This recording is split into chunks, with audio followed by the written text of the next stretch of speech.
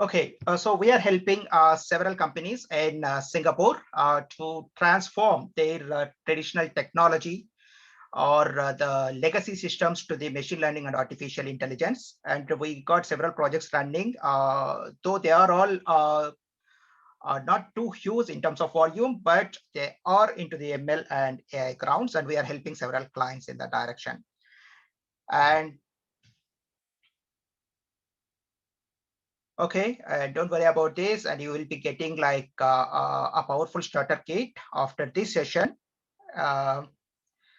Okay, now I would like to hear from you. How do you think about data science roles in the industry? So, like, what sort of roles might be available in the industry, or like more in demand in the industry? So one is business analyst. Let me start with that. So what is BA role actually when it comes to the industry? So one is business analyst. Let me start with that. So what is BA role actually when it comes to the? Yeah, can someone just shoot some points on that? Or anyone is aspired to be business analyst in the data science ground? Actually, like it's at the end, we will be connecting all the points and moving towards the data scientist role. But all the business requirements or like all the projects before initiating, it starts with the business analyst role, which is very critical in the market, which is very critical in the industry. So what do you think a business analyst role in the data science world?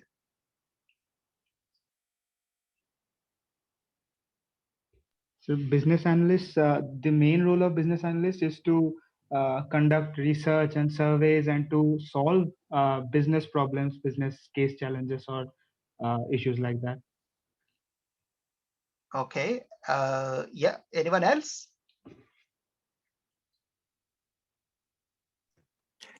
Yes, sir. Like business analyst, it means like gathering the goal of like if there's a problem which a company wants to solve, then the business analyst researches through the problem, and I guess he gives out step by step instruction, like how can uh, how can someone like go further to help solve that problem. Okay. Any more views on that? Anyone else would like to share your opinion or your experience or your understanding? Come on, guys, you need to speak. The biggest success factor in the industry to you to grow in any profession, forget about data science, machine learning, artificial intelligence. You have to speak out whatever that you feel. Forget about whether it is right or wrong. If it is right, that's great. If it is wrong, it will be corrected. That's okay. You take it and forward. Move forward. Okay, as both of you are right, Kushal and Aditya, a business analyst is the one who is going to face the customer. And he is the one who has to collect the requirements and who has to understand the pain points of the customer and translate that it to the developers who are back-end engineers, kind of like machine learning engineers, artificial intelligence. That's what I will cover later. And the deep learning engineers, DBAs, infrastructure, and blah, blah, blah. And he is the one who understands the business requirements, why this particular initiation happened. Is it because of the new regulatory requirements, if it is banking, or is it because of the demand in the market, if it is retail, or is it because of the new crisis happened because of the COVID situation? And these are all the things. Actually, like before a project triggers in the industry, you know that it is very critical to understand what is this project is going to add in terms of value to the organization. So if we are doing some project, means that should have a certain outcome which is going to add value to the organization, right? So BA is someone who understands the user requirements very well.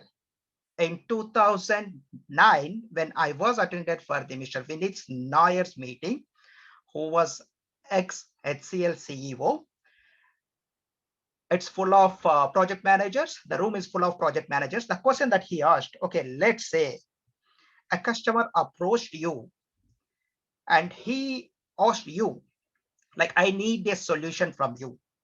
I believe in you and I approach you to find out some solution. So how do you initiate the discussion with the customer?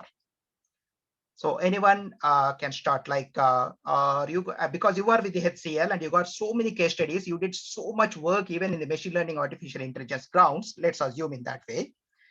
And customer approach you and you are working with an organization, reputed organization.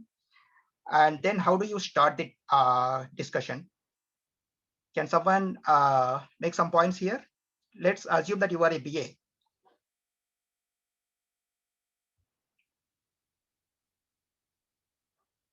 So I think the first step should be to get a preliminary idea of what the issues are that the company is facing.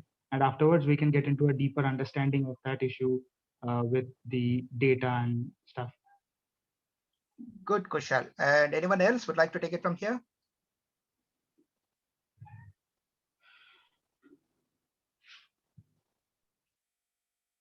Yeah, that's the best point made by Kushal. So usually when some customer approach you by expecting solution from you, by believing you as an expert, the first step that you need to take is start asking questions. Try to understand the pain points. Pain points, note this point.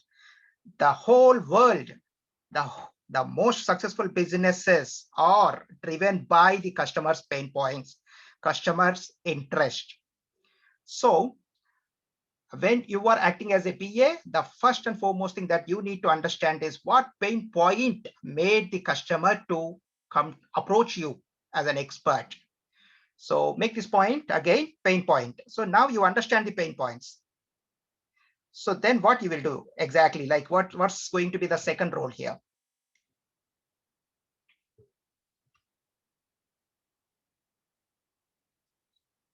Are you able to see my screen? Can someone please confirm? Yes, sir. Okay, great. So the second role is going to be data analyst.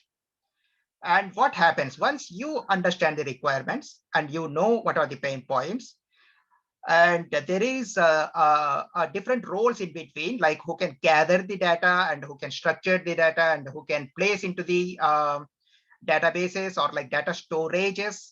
We can say, like, it might not be database exactly. And in recent days, data storage capacity or like the terminology is going to change or like changing a lot.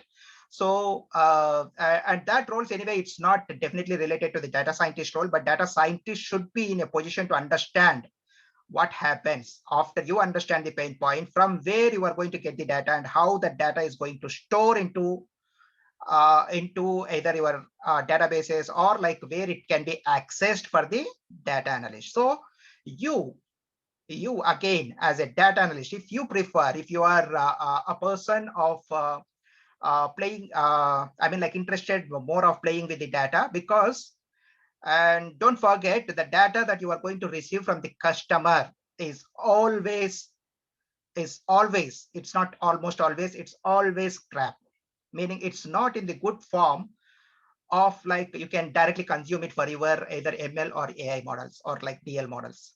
So data analyst role, again, it's going to be very critical, and you should be in a position to understand the data and process the data, and make sure that you will be arriving with a data set which can be consumed. And then data analytics manager, as I said, there will be a manager on top of like data analysts in the market or in the industry.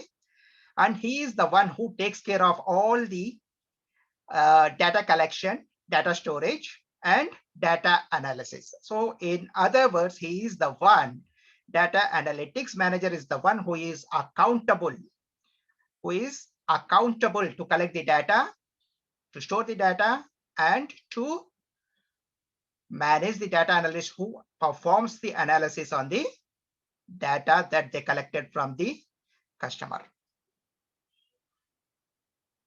And now the data scientist. Actually, the data scientist role is not specific to a simple function. He is the one who has to interact with the business analyst, with the data analyst, and with data analytics manager to derive a meaningful inferences from the data that we collected to achieve the organization goal, or to achieve the project goal, or to achieve the product goal. So data scientist role is very big. He's just like a scientist, any scientist, you can take it. So usually, like if you take pharmaceutical, what is the scientist role? He is the one who involves in the R&D. He is the one who involves in the molecule development. He is the one who involves in kind of like the hypothetical testings. And he's the one who has to deal with the regulatory bodies to get it approved. So this kind of role in the scientific fields is now adopting by the technology field super quickly with the role called data scientist. As I said, like a data engineer is the role that I specified just now, who understands the data, who gets the data, and who feeds the data into the database. And can I ask, like, what are all these sources, or like whatever the sources that you know by which means we can collect the data? Can someone name out few things, like from where we get the data?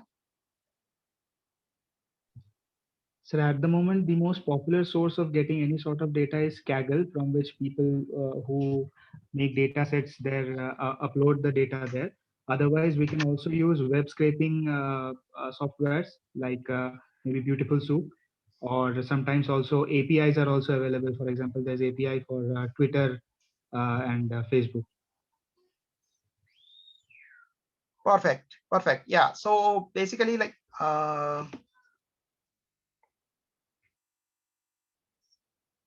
sorry, someone else are speaking, or someone else would like to make some more points here? Sir, we can directly also take data like by surveys or something else. That's also very popular. Okay, rack, good. So yeah, so Okay, rack. Good. So like satellite data. So yeah, so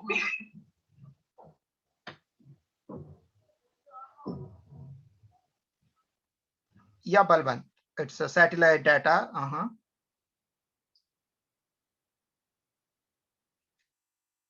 So okay, so there are several ways to collect the data, right? So now Sensors. So okay, so there are several. Yeah, so there are several ways by which means you can collect the data. And before you collecting the data and placing in either database or data storage areas, you should be knowing what's the purpose and how you are going to use this data. Is it like real-time data, which is online data, or offline data? So these two types are very critical. So based on that, you need to be in a position to accommodate the infrastructure, and based on the usage of the data, whether it is online or offline. So for example, if you are working with Amazon, you might be getting like so many transactions, right? So many transactions, and you are working on the kind of like the online premises where your model has to make some recommendations to the users, which is called recommendation system. So in the recommendation system kind of things, if you're working, so your model should be dynamically basically your model has to be dynamically trained, only a part of that anyway, because whole model getting whole model trained is not possible in the real time, at least based on the current infrastructure. But at least it should be in a position to align the kind of like hyperparameters and tuning hyperparameters and getting it corrected based on the user decisions and blah blah blah has to be happen online. And let's say if you are working on kind of risk assessment on particular transactions was happened a few years back in the bank, or like few days back in the bank, which got maturity of next few years, then you can do offline assessment on that. You need not to be like worry about identifying P&L in the real time, that is profit and loss in the real time. So you need to understand. So here, when you are collecting the data, two things that those are very critical, irrespective of what source that you are going to collect. Is it third-party API? Is it by Kaggle? Kaggle is static data, right? And which might be which might make sense for training your model for now, but which will be outdating as and when the dates are moving. So the best way is like trying to identify from where you get the real-time data and then feeding into your system. And obviously, if you go to the organizations, it's not, definitely they won't get the data from the Kaggle. There are several ways that data generates, like I forgot his name, but Rack, I think he mentioned that we'll be collecting the data by conducting some surveys, right?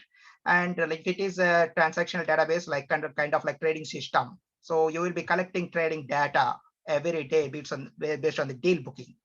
So all these data is available. And now as a data engineer, he is the one who is responsible to pump the data.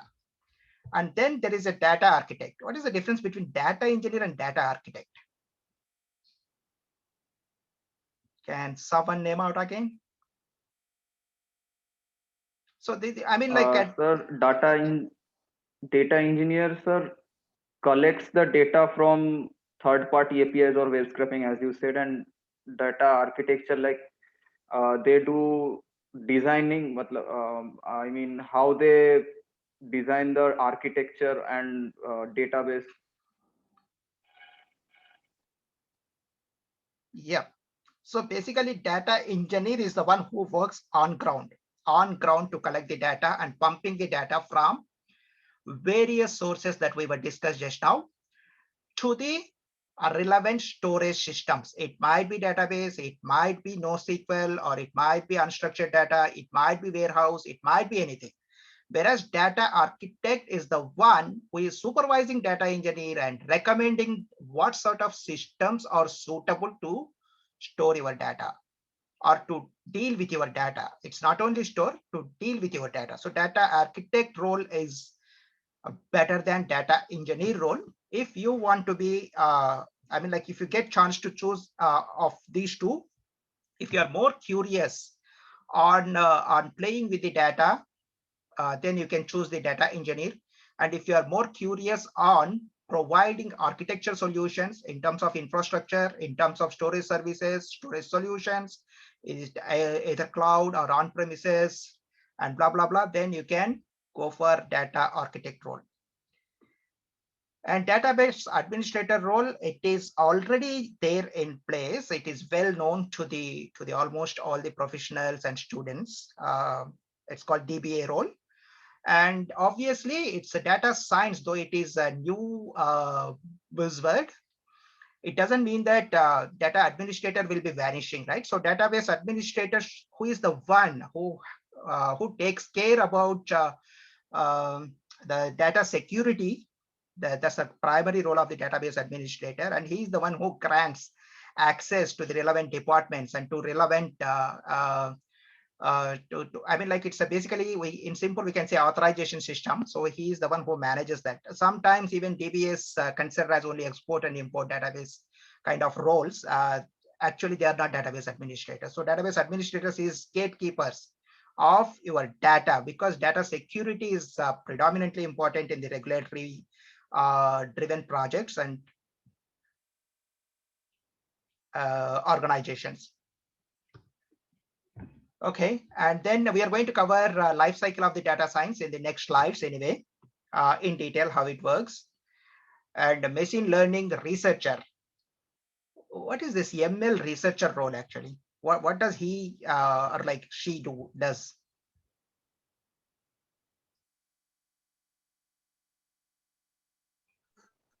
Hello, sir. I guess machine learning researcher, he comes up with new algorithms and algorithms to like so that one can do better predictive analysis and all. Okay, good, Aditya. And anyone else? Sir, it can be, according to me, it can be fitting the data into different models and changing the parameter and get the best result out of the data.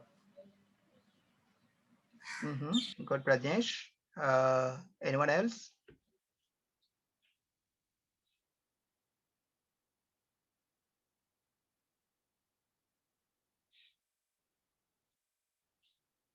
Okay, so basically machine learning researcher is the one, as both of you stated rightly.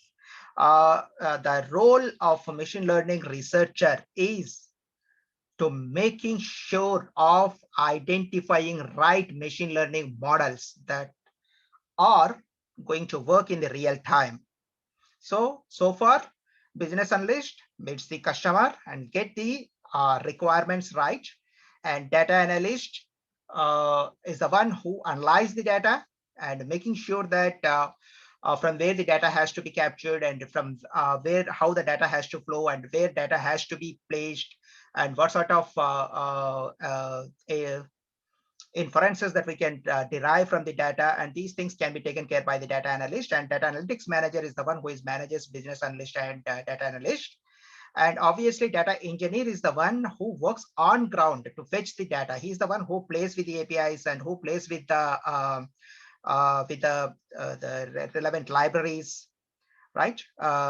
Like Beautiful Soup, whatever, like for web scraping purpose. And he's the one who knows exactly how to write the code to get the data. So most of us or in the hurry of learning these libraries and ignoring actually what's happening in the market, and settling in I mean, like, I'm not underestimating these roles, but settling in the roles where you will be only responsible for technical solutions. So don't be that. Don't be that. My suggestion is that you have to move to the data architect role. So data architect is the one who is highly respected. It's a role where you can even demonstrate your passion. It's the role where you can show up to the senior management on the actual results that you are getting in, and the actual results that you are showing them in terms of monitoring. So as long as if you are settling in the roles where you can show the monetary benefits, that's the role that you need to choose. So choose the role very carefully, because you are all freshers. Choose the role very carefully when you are entering into the role actually. Until and unless if you left with no option and you have to take some role immediately, that's okay, you choose it, but always focus on the roles where you can bring business value, where you can add the value, business value to the organization. So that's like somewhere data architect and business analyst and data scientist role anyway. Like if you are familiar with all these process, because data scientist sits on top of all these roles actually. And database administrator, it's a very old role, and I don't think like it's going to be a well-paid role in the future. So I mean, like, anyway, you have to do database administrator role as well at some point of time, as and when it is needed as part of other roles as well. And you have to make sure that they like say life cycle of the data science understand in a detailed way, so that it will be great value add to you. And then machine learning researcher is another highly paid role in the market, because collecting the data and storing the data is already kind of like it's a streamlined process established in the market. So, and machine learning researcher is the one who derives or like who recommends actual pipeline that you are going to develop. So he's the one, machine learning pipeline. He's the one who is going to be own the ownership, and he's the one who is accountable to develop a machine learning pipeline. That is from the I mean, like, he plays several roles, so such as like he performs the EDA and he understands the data very well. Of course, data analyst and engineers helps him in providing, I mean, data engineers helps him to provide the relevant infrastructure, and data analyst helps him to understand the data. But he is the one who has to definitely like come up with the pipeline that can be suitable and that can work based on the nature of the business. And he is the one who is going to come up with the actual machine learning models that's going to work in the real time. So that's very important. Okay. And then, as I said, like a machine learning engineer, he works always on the on ground, basically. So he's the one who understands exactly what's happening on the ground. And once a ML learning researcher, he suggests like, okay, what sort of models that we need to select, or like based on various parameters, like if it is linear regression, and if it is a logistic regression, and based on like Are you working on the classification, or are you working on the prediction models, or depends on several things actually. So based on that, the pipelines are developed by the machine learning researcher, and kind of like there might be ensemble models that you need to use sometimes to improve the performance. And that I mean, like, I don't want to enter into like actually the random forest, decision trees, and blah blah blah and all. So usually this is where the machine learning researcher roles comes into picture, and he's the one who do always research in the market to identify like what are all the best pipelines that the other industry competitors and industry friends or communities managing, and he is the one who always like suggests to fine tune and give the better solution. So any doubts so far here? So ML engineer, as he understands the infrastructure very well, so he is the one who deploys. Actually, once the models are finalized based on various parameters, if it is a logistic regression, it is confusion matrix, and if it is a linear regression based on the RS root mean square error, and if it is a neural network based on the number of hyperparameter tuning, epochs, blah blah blah, and you can do a number of things, right? So after doing all these things, a model is finalized. Now model has to deploy at some place to provide services to the end users, right? So that's where again ML engineer plays an important role based on the, I mean, he works closely with the data architect and kind of like data scientist as well to get like whether the models are scalable or efficient and responsive. So he is the one who works on the ground, so he knows immediately if there is any performance issue. Let's say like if I type something on the sentimental analysis and I develop my model on the sentimental analysis, and I type something, some message, and the model should be very responsive and says I mean, like immediately says that whether it is positive or negative. And if it is invoicing basically, so okay, in the sentiment analysis, if the responsive speed or if the responsiveness is like 30 seconds or 40 seconds, still should be fine, because you are not in hurry to identify whether it is user feedback is positive or negative. But if it is a transactional related things, for example, invoice has to generate, and if someone is inquiring about the quotation of your particular work, let's say you are working in the real estate, and if someone want to know like how much the price of a particular house based on certain parameters. So your model is trained, well trained based on certain parameters to come up with or like to predict house price, right? By performing like linear regression functions that you use, might be like even in the neural networks. That depends on how you want to do that. So now your model is in that way. So if the response is too low, there are high chances that he might be visiting other site, and he might be like switching to the other applications to find out some other properties. So for you, the responsive speed is like, oh yeah, it's only 1 minute. What he will lose in that 1 minute and blah blah blah. But if you are as a customer looking at that, then you can see like that 1 minute is too valuable to you. So ML engineer works closely with all these guys, and data scientist sits on top of this, and he's the one who makes sure that all these things works fine. So ML engineer works on the ground, and data engineer works on, data scientist works on top and monitoring all these functions in the organization. And of course, like these are various deployment areas anyway that we will discuss later, like AWS, Heroku, Docker. I mean, like Docker's become like predominantly important nowadays because of the way how it operates. The whole image can be transferred from one server to other server. These are all like technical things. Forget about this now. So any questions here? Sir, I do have a question, sir. Go ahead, please, Jack. Sir, can you please rank these all roles in accordance with experience levels? Like how much experience or knowledge should that need to get into these kind of roles in data science?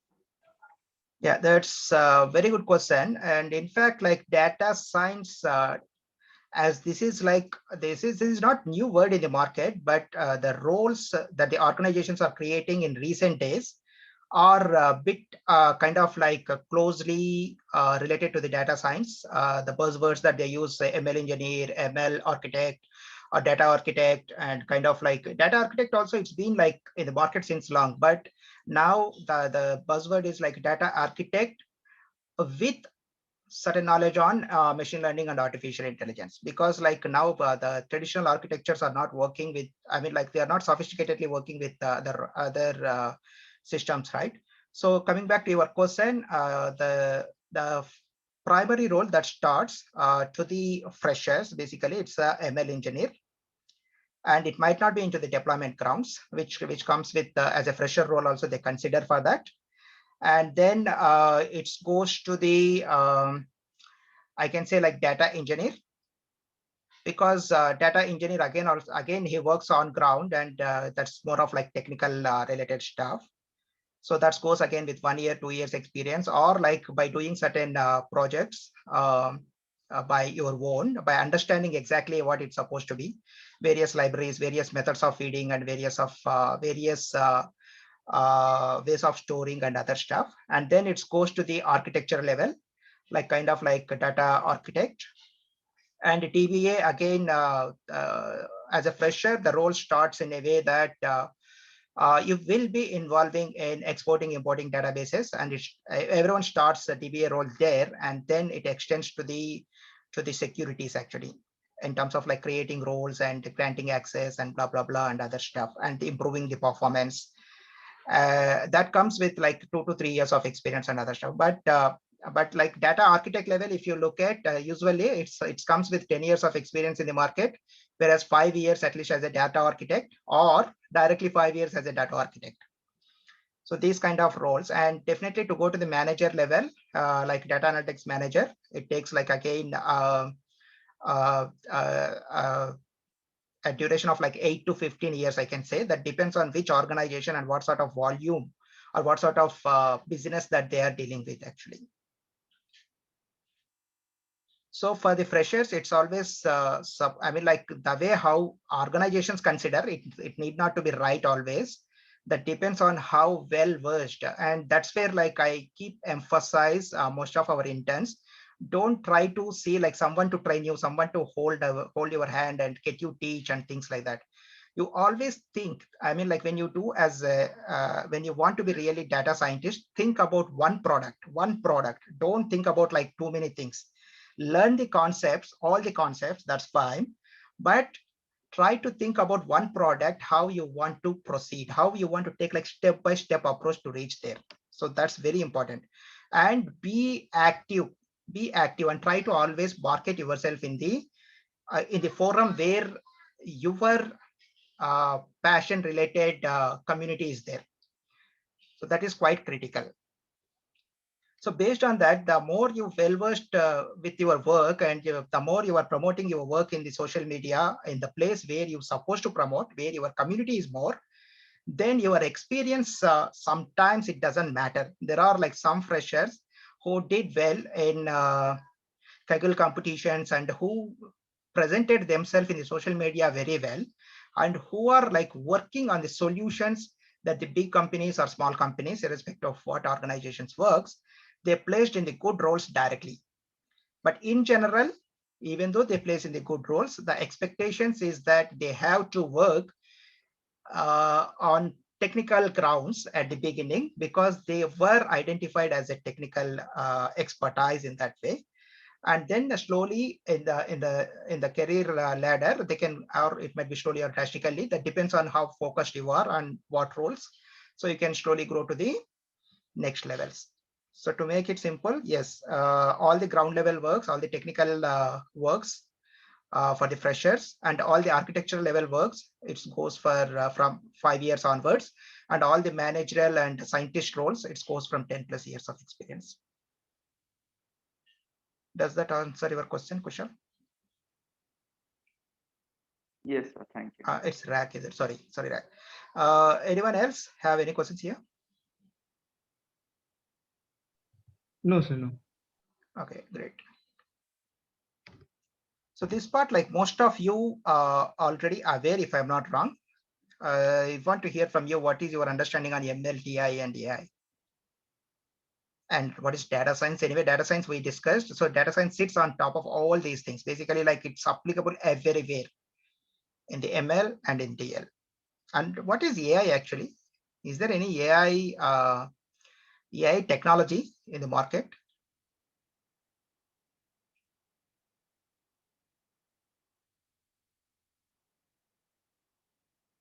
you as a data scientist aspirant, you must be like knowing this, right? Yeah, pardon, Pradesh, go ahead. Sir, the Tesla car or something like that, self-driving cars are based on artificial intelligence, where they take the real-time data and analyze it, and according to that, take decisions.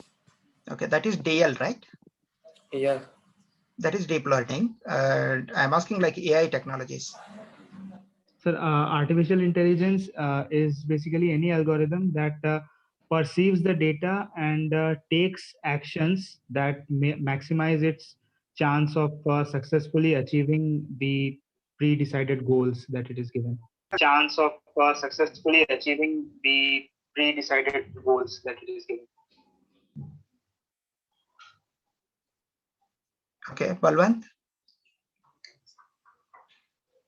Sir. Okay, Balwant. Yeah, sir. Giving thinking ability to machine is a part of AI. Mm-hmm. So that thinking ability by using what technology?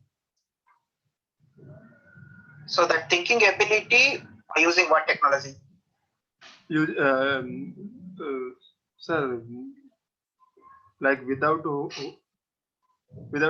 any supervision. Okay. For example, the combination of deep learning, machine learning, the data science. Okay. For example. Well, like the driverless car. Yes. Yeah, facial recognition is an artificial technology, artificial intelligence technology. Facial recognition is an artificial technology, artificial intelligence technology.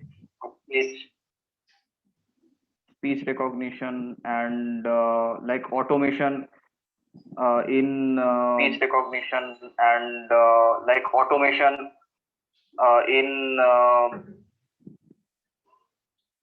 detecting, transcripting these kind of video calls. That is also transcripting based on artificial these kind of video calls. That is also an artificial intelligence based on artificial technology. Yeah, so all of you are right, actually. All of you are right. And there is so no all specific. Of you are right, actually. Okay, Rack, would you like to mute it? Okay, good. So all of you are right in that way. Artificial intelligence doesn't have any specific technology. Artificial intelligence is about application of ML and TL. And whereas like data science involved everywhere in the ML and DL. That's why like if you look at the data science, it covers all the things: artificial intelligence, machine learning, and deep learning. So you are using machine learning models and deep learning models to create an artificial intelligence system. Artificial intelligence is a system, it's not a technology. So usually when you talk about the facial recognition, or like the auto or like self-driving cars or whatever, the self-driving cars, it depends on the deep learning actually, right? Reinforcement learning, which is called reinforcement learning.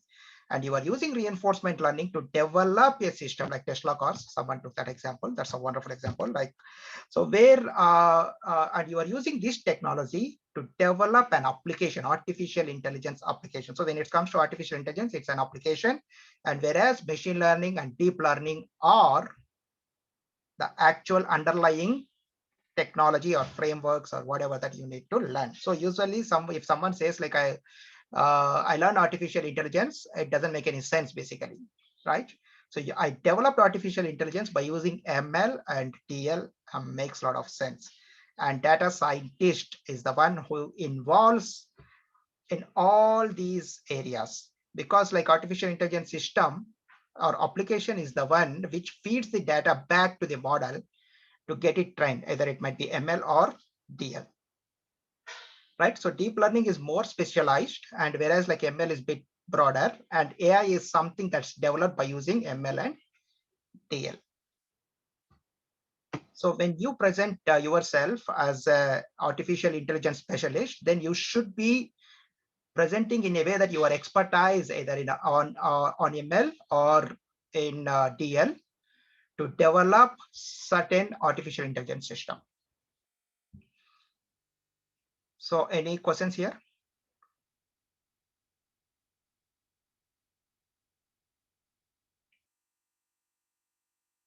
Is it clear? Yes, sir, it's clear.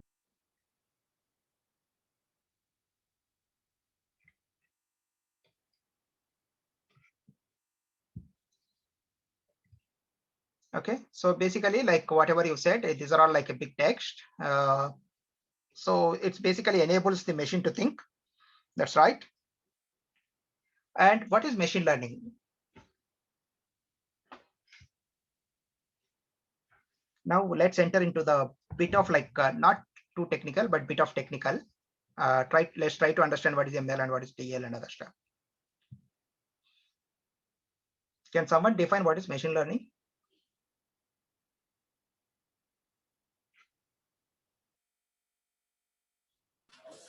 Sir, machine learning is basically the process of mapping the data to the results.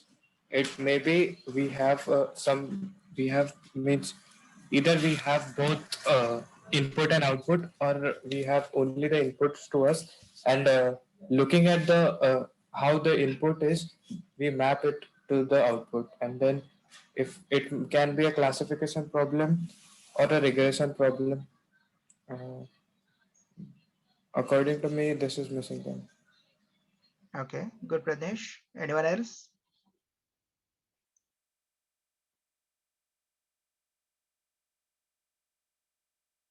So these are computer algorithms which, upon training, they improve in their accuracies. They train first using a given set, and afterwards they can learn how to predict the output according to the input. Okay, good, Kushal. Anyone else like to share some thoughts on it? As I said, like it's very important. You have to keep discussing and keep talking about ML, AI, DL, and all these things most frequently to get familiarized with the terminology. And you need to like definitely in a position to connect the dots and talk about the topics whenever it comes in the discussions. So for that, you need to like keep talking in the smaller groups first, and as and when these kind of questions comes, open up and talk anything. That's okay, whether it is right or wrong. And obviously, you need to talk something about it. So anyone else would like to shed some more light on machine learning? What is machine learning?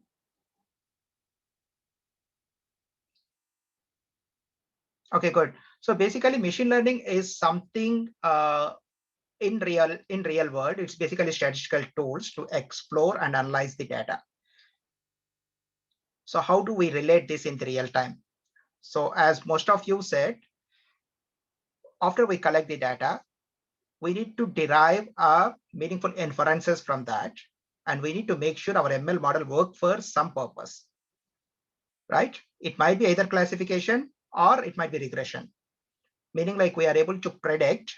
We need to be in a position to either predict the future value, or like a value of particular property or whatever you can take it, particular product, right? Predicting the particular product by using our ML model, or classifying whether it is apple or orange, or whether someone is COVID impacted or not COVID impacted, or cancer or no cancer in the health related stuff, right? So these things, like if someone is rich or poor, and if someone is male or female, and if it is like, you can use any number of things. So like cat or dog by using the convolution neural networks, right?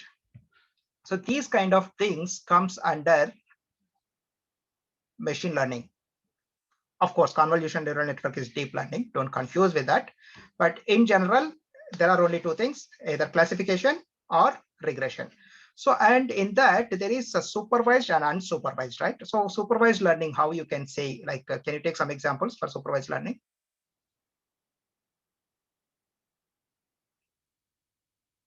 Any one of you, quickly, one or two, it is easy, right? Supervised learning. Or two, it is easy, right? Supervised learning.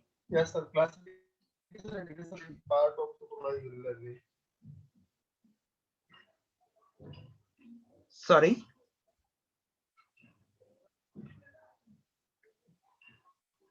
Sorry, Balwant, can you come again? Sorry. So the classification and regression is part of. Sorry, Balwant, can you come again? Sir, the classification and regression is part of the supervised learning.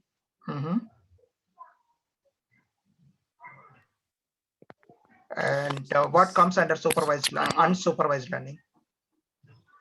And so in the regression, we have to predict. And what comes under supervised learning? Sir, supervised learning means in the supervised learning, the given data is having the labels.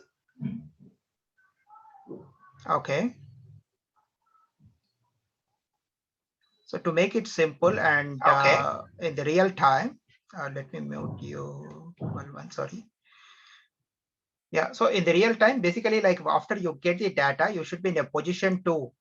There are two ways actually. Upfront, you know that some kind of data which can be labeled as, for example, like spam or not spam, which is like classical example in the Google, Gmail or whatever the stuff. So basically past data or sentiment analysis like sad, bad, whatever, like the words, right? So that is called word embedding, which is using in the NLP systems. So based on all these things, you know that you are labeling certain data already under what category that falls. So when you train your model, it is trained in a way that these set of it might be like in the ML case, it might be like this set of words or data considered as spam, and these set of words considered as not spam, and based on that you need to apply the filter. So your model trains in that way. And in future, in the real time, when we receive any mail, your model works on top of that and look for certain words or the way how it got trained, and then filters out. Or you can classify in any n number of ways, right? So that is called supervised. And when it comes to unsupervised, if you don't know, for example, like there are like 1 million customers to the ICICI, and they want to categorize their customers based on their spending behavior, right? So you cannot label each and every customer, and you cannot take like all the customers.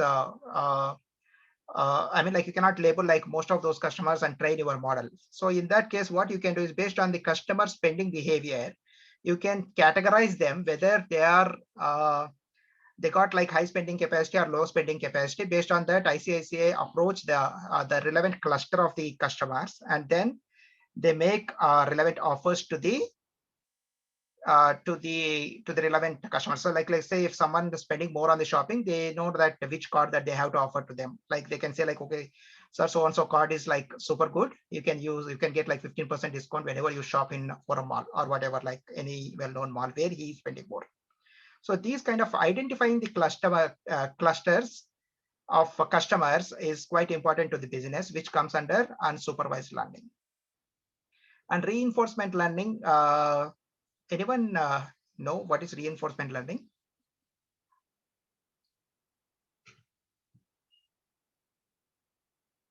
It's very important, right? The reinforcement learning, actually just now you took like so many examples. But the reinforcement learning actually Yes, sir. Sir, but the reinforcement. Sir, reinforcement learning is a reward-based learning. So, in the reinforcement learning, the given data is, model. Sir, model will learn according the previous action. Okay. So that's actual reinforcement learning function. So reinforcement learning function, what it does is that's actual reinforcement learning function. So reinforcement learning function. Okay, so actually, sorry, I'm getting echo sound, so that's why I stopped there. So reinforcement learning function, actually what it does is it learns the environment. It learns the environment and take one step and see whether that particular step are rewarding or punishing. So if based on the rewards that particular step grants back, based on that, again, it learns and decides on next move. So it's a reward based system. You are right. And it learns the environment and feeds back that environment, the learning experience of the environment based on the rewards that it is gaining to the system, and takes the next step. Next step most wiser than the previous step.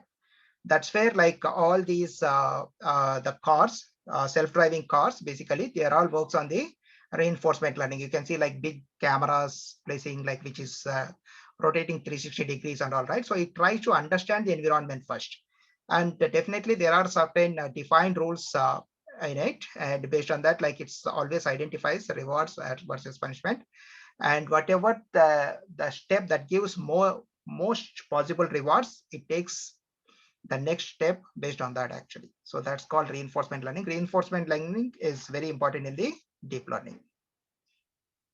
So basically like so now let's move to the deep learning model. So deep learning is basically of multi-neural networks, right? So what sort of applications that you consider as a deep learning? I think like I placed it wrongly, that's okay.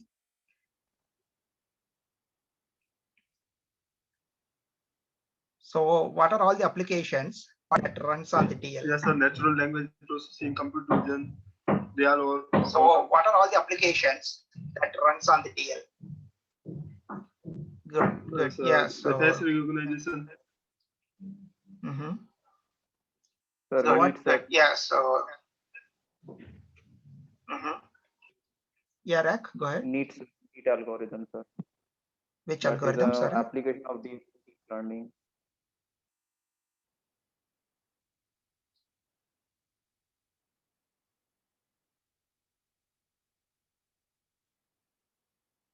So what are the different types of deep learning models?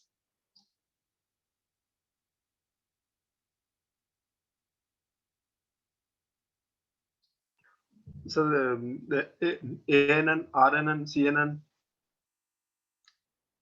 Correct. So there are like three models, right? Basically like CNN you use for the image recognition, and ANN when you are trying to deal with the numbers, and RNN when there is a time series involved in it. So basically like when you are choosing the model, if you are ML engineer researcher or like ML researcher basically, so then you should be in a position to identify which particular model that you need to choose, or like which combinations that you need to pick up. And you should be in a position to look at how you can develop your pipeline from the feature engineering to the model deployment. Right? So when you have, the moment you look at the data, you need to perform exploratory data analysis on that and try to understand the data, and then come up with which particular model based on the end product that you're supposed to achieve. You should be in a position to understand which particular method or like technique of machine learning or deep learning that you can use to achieve something. For example, if you want to develop a chatbot, you should be expert in the NLP. So based on your interest, like natural language process, someone stated just now, right? So based on your interest, you should be in a position to choose. If you are more passionate about dealing with the images, like satellite image recognition that someone stated just now, when we collect the data, someone said like satellites is one of the sources, right? So if you are passionate about that, you should be very good in the CNN, convolutional neural network. Or if you want to develop some predictive systems like sales predictions and risk prediction. Most of the regulators are worrying now. What is the risk going to be on the banks, right? Because of all this COVID situation, because of all these financial impacts and blah blah blah. So if you are more interested on the time series data, you should be very good in the RNN. So you need not to worry about ANN and CNN basically. Though you might be, you can learn that, but you need not to be expert in that grounds. But you should be definitely expert in the RNN. So while choosing your role or while choosing your career, you should be very clear on what technology that you should be familiar with. Okay, and knowing all these things is good, but at the same time, getting expertise in the area where you are interested is quite critical. So data science is basically statistics, probability, and linear algebra. Right, and what sort of statistics that we use? Basically like Can someone name out few of those? So t-test, f-test, ANOVA, and different other statistics. Okay, good. And anything else?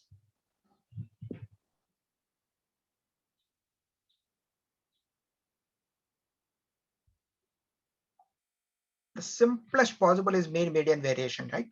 Variance basically, and the distributions. So basically, like when you do your data analysis, you should be in a position to understand the data better. So for that, the best way to understand is, one is identifying statistically how this particular data is distributed, and statistically how this mean, median, variance is calculated, or based on kurtosis or whatever. And you need to be in a position to understand the skewness on the data. And the simple example is, if the hall is full of delegates who are employees, and Bill Gates also part of, he is also addressing to the meeting. And now you want to identify the highest paid employee in that hall, who will be the one actually. If you don't do like proper perform like EDA on that by understanding the data, Bill Gates will be always is the one who pops up, right? Because he's the one who is getting paid high, and obviously, and none of other employees in that hall should be having that much, because they are all like only delegates in that Microsoft. So you should perform certain graphical representation, and you should identify the outliers and eliminate the outliers. So you need to eliminate the Bill Gates of from that category, and then you can identify. Like your model will be in a position to identify like who is the highest paid employee of all the Microsoft delegates actually. And it might be other way around. Like anyway, it's all comes under balance, imbalance data, and blah blah blah. So those things, so we will cover later as technical things. But you should be in a position to perform some statistical analysis on the data. And then you should be in a position to understand what is hypothetical testing. What is hypothetical testing?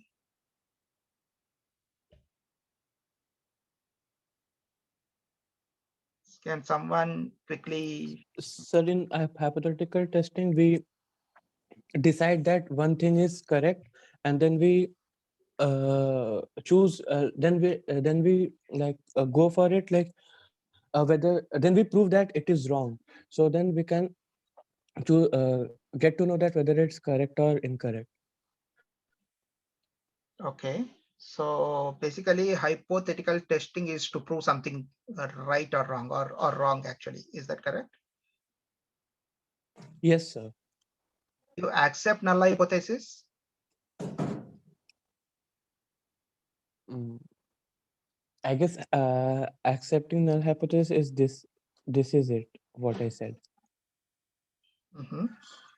So actually, there is no concept called accepting a null hypothesis, because hypothesis testing is evidence based.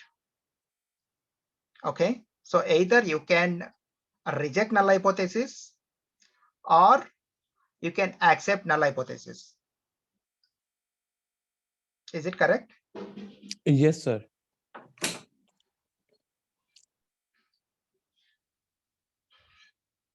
Sorry, someone else would like to say something about it? About null hypothesis, is there anyone else familiar? So either we reject the null hypothesis with the help of the evidence, or we fail to reject it. Exactly. So you never accept the null hypothesis. That's the point that I would like to make here. You're right. So either you fail to accept the null, you fail to reject the null hypothesis, or you reject the null hypothesis. There is nothing called accepting the null hypothesis, because based on the evidence, only that you can take the judgment. It's a kind of like judgment, coming to the judgmental based on the evidence that you collected. And you cannot say 100 whether it is 100% right or wrong, but you always says that based on the evidence collected. Because for example, like the lead level in the Maggi noodles, lead percentage, right? So based on the evidence, you collect only sample of Maggi noodle packets. And based on the evidence that you collected, by performing certain statistical analysis on that, who will do all these things? It's your model actually. Your model has to be in a position to identify based on the data collected, what level of lead percentage in the collected sample data is identified, whether it is within the given percentage or out of the given percentage. So based on that, either we can reject the null hypothesis or fail to reject the null hypothesis. Okay, so this is very important for the interview point of view. If someone says like, can I accept the null hypothesis? Strictly no. There is nothing called accepting null hypothesis. Any questions here? So statistics is something like you need to be in a position to understand the basic concepts, mean, median, variance, and you should be in a position to understand the distributions. And yeah, sorry, Deepthi, you got any question?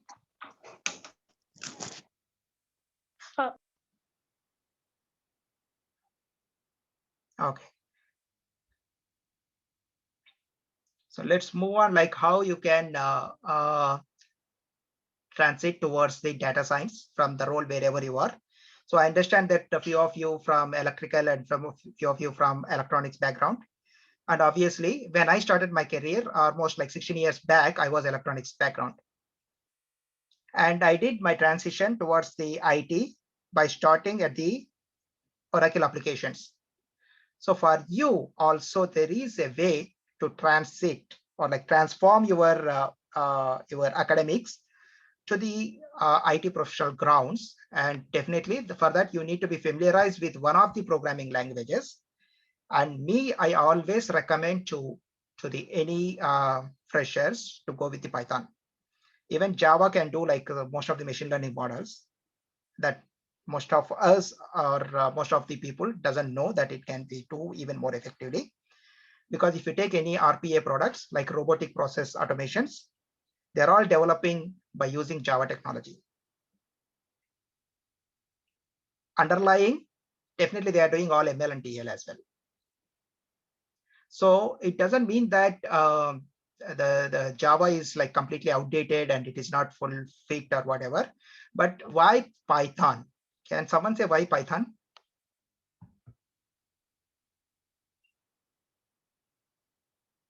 So like it's written in the slide as well, Python has a huge network of libraries which are continuously being updated by people, which are open source also.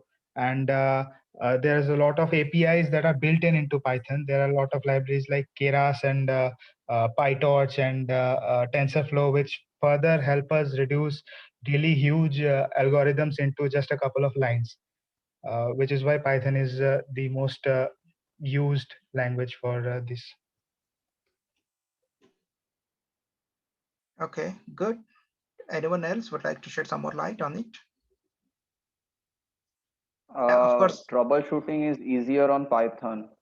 Like if I get into a trouble and I don't know the solution, there is a huge community helping out. Someone else has already got the same issue, so they can help. Good. So it's a massive community basically, right? So massive community is one thing. And don't forget, like if anything becoming like super successful, it should have a community of developers. So the moment if some application or some technology, if the moment it got a massive community, definitely it will be super success in short term. Because like there will be a lot of research conducting by the most of the developers based on their needs, based on their industry specific needs, or based on their project specific needs, or based on several other factors. They will be doing a lot of research. So that research helps the product to evolve super quick and more adaptable. And that is where Python is currently. And especially for the data science field, there are several libraries, several readily available libraries, which are highly compatible to productionizing standards actually, even in the banks. So just remember that. So meaning like reaching to the bank standards, it's a big success to the Python. And obviously, so as a data scientist, I recommend if you are aspired to be data scientist, I recommend always go with the Python. And at the same time, try to learn some kind of platforms. So for example, RPA platforms, as I said, like there is a platform called Appian, and there is a platform called Automation Anywhere. And these platforms, basically, we always go with like PyTorch is basically when you talk about the Python specific PyTorch, which was developed by the Facebook. So because whenever there is a big fishes or like the industry leads, when they develop some product or when they come up with some open source libraries, try to adopt that quickly, because there will be a lot of a community or like a lot of efforts by the so-called intelligent resources to develop those kind of stuff. So I mean, like when you do your research, make sure that who is or like which company behind that particular libraries, like PyTorch, for example. And these two, whatever that I stated for the RPA, because most of the banks super quickly, they are adopting for their BPM processes. Okay, business process management. So that you know that, okay, these guys are going to take over the market soon. And if you are familiar with those kind of stuff, it is very easy to you to enter into the job roles basically. Or if you want to go as an entrepreneur also, it is very easy to you to develop something. Let's say if you develop something by using PyTorch, is it very easy to like sell to the Facebook if it is a great value add product to them? Definitely, right? Because it's developed on their open source library, which they are most frequently using. And it is very easy for them to integrate the product that you developed by taking their technology or their libraries or their platform basically. So any of these things, if you take it and address their pain points, then it is easy to you to sell out. And if it is an employee, it is easy to get the job in their companies, in the big companies. So just keep your eyes open and try to see like what are all the big companies using for the ML and DL purposes, and then try to learn those kind of technologies based on your interest, so that it will be easy to you to place in that big companies. Okay, and don't, I mean, like need not to learn the maths very big way if you want to be data scientist, but you should be familiar at least linear algebra, like differential calculations and matrix multiplications, because all your data basically like it turns into like a numerical data at one point of time, and you should be knowing like a vectorization as well at some point of time when you learn ML and other stuff. And we discussed about statistics just now. So what are all the statistics that you need to be familiar to perform EDA and to come up with pre-processed data? Basically, I mean like fully processed data by applying some pre-processed data techniques, right? So statistics, as I said, like you need to know mean, median, mode, normal distribution, Gaussian distribution, and these things. Of course, you need not to limit here, but most of the times, the moment you know underlying calculations, you are not going to write any code for all these things, as most of you are aware about like libraries, existing libraries in the Python, and how to use those things. So you need not to really like to be mastered all these statistics, but you should be knowing how that particular model works. So that like when you go for the hyperparameter tuning, or when you go for especially like when you, after you deploy your model into the production, if model is not performing well, you should be in a position to justify why you had chosen that model and why it is not performing well now, like down to the line 3 months or 4 months. If the model prediction capability got reduced, or if your model is not able to classify, or if your model is not able to recommend right products to the users, if it is Amazon, right? So you should be in a position to justify that to the senior management to gain their confidence, So definitely, so you should be master all those things, not master, at least you should be knowing what's happening. And without that, it will be really difficult to you. For example, if you do clustering, right? So you should know like k-means, how it works. And you should know what is Euclidean distance, and how does the centroid will be calculating. Is it random? Okay, if it is random, how does it calculate the distance between these things? And what is RMSE, root mean square error, when it comes to regression models?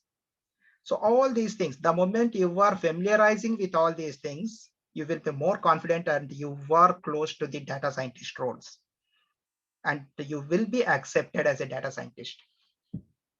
And EDA, as I said, like just now I took Bill Gates example. So that like it's in any kind of data that you receive from the client, definitely there must be some noise in it. So you should be in a position to address most of the noise at the beginning itself. Okay, and then I mean, like you should be mastering these techniques, how you are going to address the noise. So that might be like how to address the missing values, right? How to come up with what are all the graphical techniques that you can use to identify the noise in the data, right? So these are all comes under EDA. That might be like heat maps. Heat maps, why we use heat maps? Just a quick thing. Only one word will do.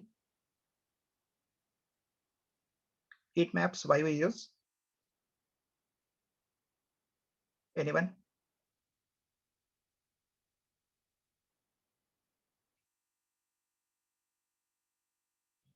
Okay, so heat maps basically we use to identify the correlations. So the biggest and the most killer for the data scientist is feature engineering.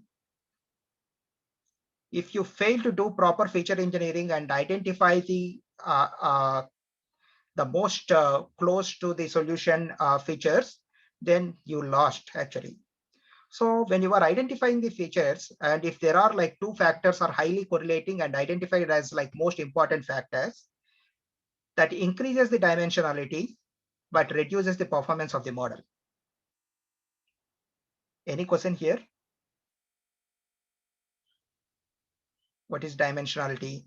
What is increasing, decreasing? Or you understand? If someone understands, say just yes, so that I can proceed. No, we understand, sir. Sometimes there are certain variables that instead of increasing the accuracy, they end up decreasing the accuracy because they're very correlated with some other variable that we're considering. Yeah, so basically they might not decrease the performance, but at the same time you will be missing, because like out of 100 features you will be selecting 10 features. Out of 10 features, let's say 5 and 5 are highly correlated. Then the 11th feature, which might be like highly value add to your model, you are missing that feature because of this correlation. So by using heat maps, you will be in a position to identify the correlation between these things, and then you need to like eliminate upfront whatever features those are correlated. You can choose only one of those features and eliminate one of those, so that like the 11th one, which is going to add value to your model, you can add that actually. So that way it will be helpful to you. Okay, so I mean, like this is one of the examples. Then you need to understand the distributions based on the skewness. You should be in a position to identify, and you need to understand various graphs actually, right? So by looking at the graph itself, you know, like there are how many outliers that you need to handle with. And by looking at the graph itself, you should be in a position to, I mean, like by using like the mean, median, variation, and blah, blah, blah, you should be knowing in a position to identify whether you need to replace that or whether you can completely delete those records. Why these things comes basically, it's when collection of the data, if there is a problem in the collection of the data, right? Usually when you fill your loan application, for example, there are several optional columns. So usually like when they approve the loan based on like 10 parameters, they approve it, but they request for 25 columns or 25 what it's called, we can say features in our when it comes to the machine learning. But here it's a 25 data related information, basically related information related to you. Out of that, like 15 are optional. So usually our human tendency is that, okay, leave all the optional columns, fill whatever the required fields, and throw it to the officer and get the loan approved first. And then they feed the data directly to the system. And when it comes to the data scientist role, you should be in a position to identify what are all the data considered as optional or noise and take out that upfront, because the model becomes super costly the more irrelevant data that your data consisting of. So that's why EDA is very, very important. And pre-processing, I mean, EDA comes as part of the pre-processing data, and you should be mastering that. Okay, and don't forget the impact of the social media as a fresher. That is going to be very critical to you. If you don't have a LinkedIn account or Kaggle account, and most of the students nowadays, they are having it.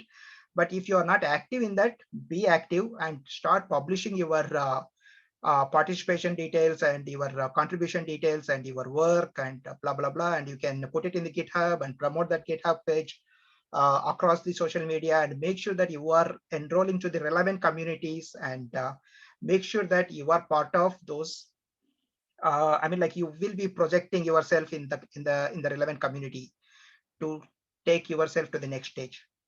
So no one is there to help you, and it's you who has to help yourself by being active in these kind of communities. So start doing it right now. I mean, like, starting from today itself, and don't delay it anymore. You just publish anything, any small achievement, you just put it, and make sure that write a nice one paragraph. It won't take like 30 minutes of your time, and more than that anyway it doesn't make any sense. And within 30 minutes write a good good kind of like summary of your work and summary of your learning, and just place it there. That's it. And people will appreciate it, and people will recognize you. And don't forget, and this is the one like impacting a lot in recent days to the freshers and to the professionals as well. Even professionals are getting trained by paying for these kind of services in recent days to learn these kind of techniques actually. Okay, and just don't learn it and keep it yourself, and don't discuss only in small group like 6 or 7. Try to project it in the bigger groups and to the bigger audience. And pipelines. What is pipelines? This is very, very, very important if you want to be ML researcher.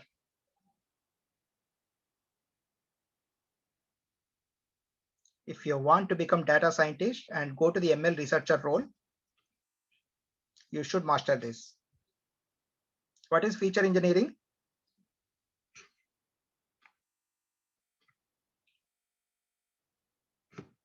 Can someone say that? Or you can read just what's there in there, so that we can start the discussion on that. So the process of extracting features from raw data through different techniques. Mm-hmm. So what are features actually? I mean, like, if someone doesn't know, okay, say yes or no. So does everyone aware what are the features that we are talking about here? Just say yes, yes, yes. That's all. If everyone aware. Yes, sir. Yes. Okay, good. So feature engineering, when it comes to the pipeline, so as everyone is aware, I am just moving to the next one. So basically, the pipeline is something like, let's say in our home, if you want to get the water in your kitchen, so what you have to do? So you need to establish a pipeline from public water source to your kitchen. It's as simple as that. For the ML also, there is a pipeline. I think like most of the interns, I sent some of the slides as a research a few days back, but I think like a few of you are completed and few of are struggled and blah, blah, blah. I received most of the work that's done by the interns, but some still haven't done. I'm not sure whether you've done or not, but that research is basically related to this. If you want to grow as a ML researcher, definitely you should be knowing like what is feature engineering pipeline and model selection pipeline, model feature selection, anyway, just now someone stated, right? And model deployment pipeline. So these pipelines, you should be really familiar and you should be knowing what it is exactly. For example, feature selection pipeline, how are you going to do? And before that, you have feature engineering pipeline. So engineering, what they do, they have to identify what is the best way, what is the best data that I can derive from raw data that we received, right?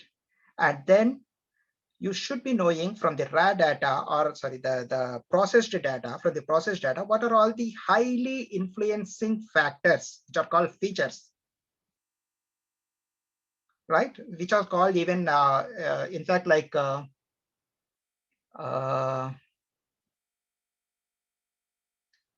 the features, I can take real estate example.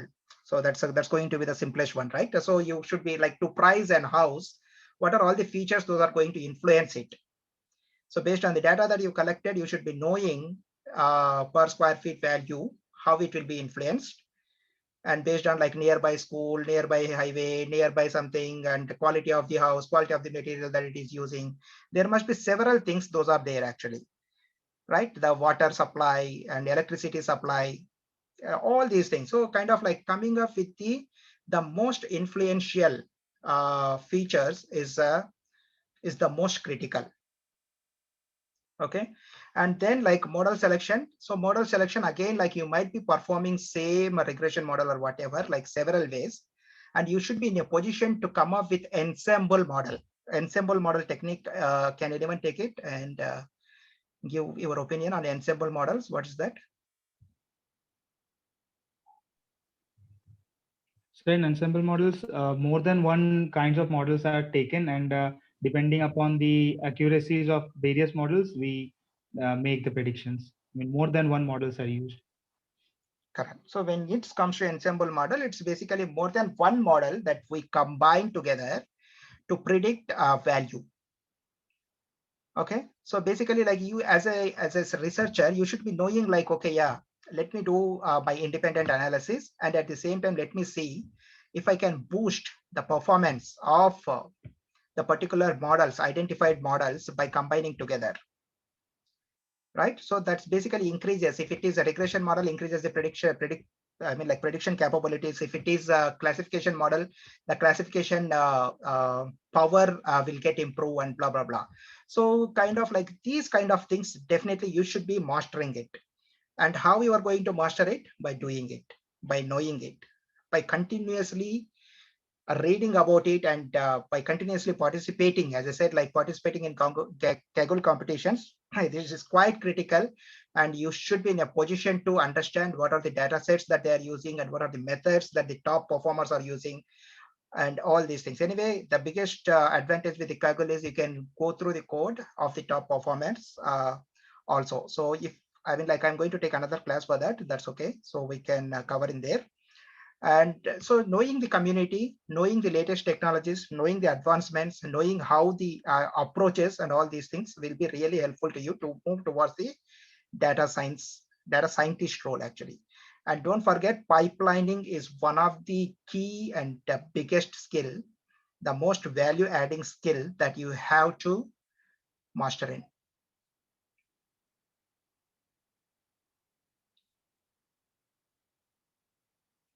Okay, so now let's enter into the data science life cycle. I think like there are another 2 slides. You want to take a quick break, 10 minutes break, or you want to continue? 5 minutes break.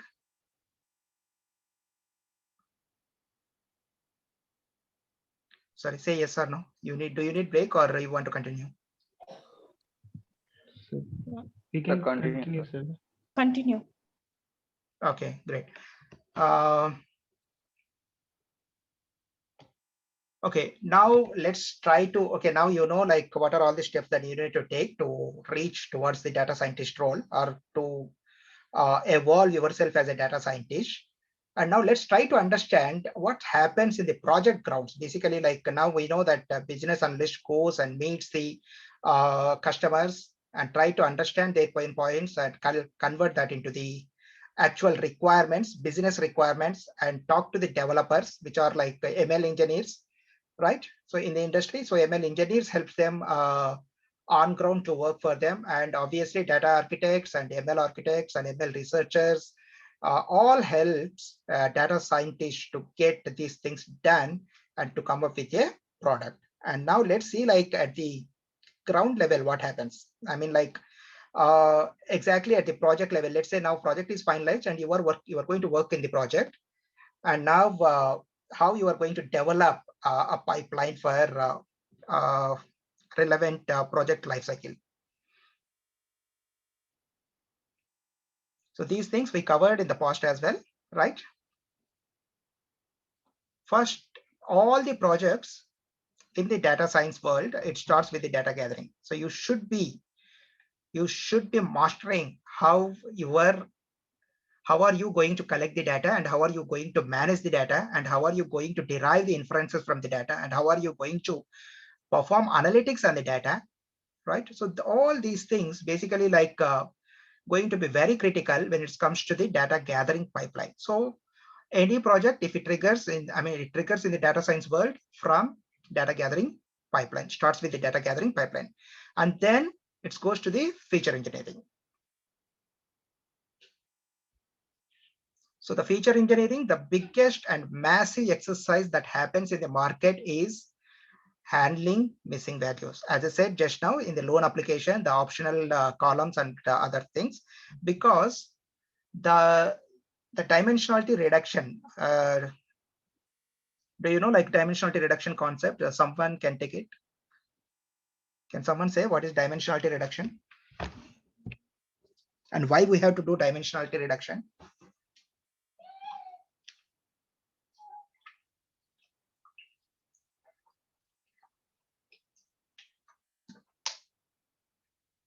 Anyone? Yeah, Balwant. Anyone?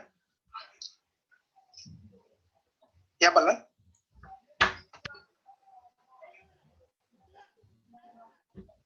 Okay, so basically dimensionality is the biggest threat to any machine learning model. So if you are not in a position so to basically dimensionality is the biggest threat to any machine learning model. So if you are not in a position to identify, sorry, let me mute Balwant. Yeah, okay, I muted him. So if you don't know how to do dimensionality reduction, your model might not be like super performing, obviously, because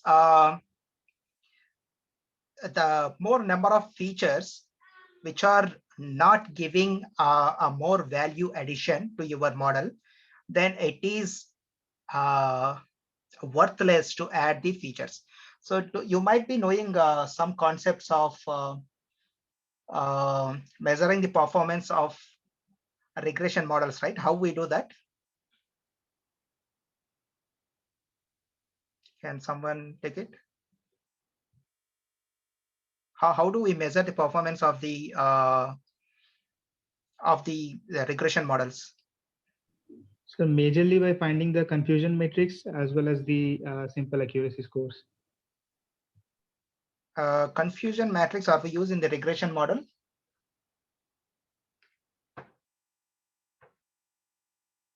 Which regression model that confusion matrix are useful, or why we use that? Is it which regression model that confusion? Yeah, go ahead, please. Yeah, go ahead, please. Sir, for regression model performance, we use RMSE or root mean score. Good. So yeah, so why I'm saying this, because sometimes Good. And for the classification problem, so yeah, so why I'm saying this, because sometimes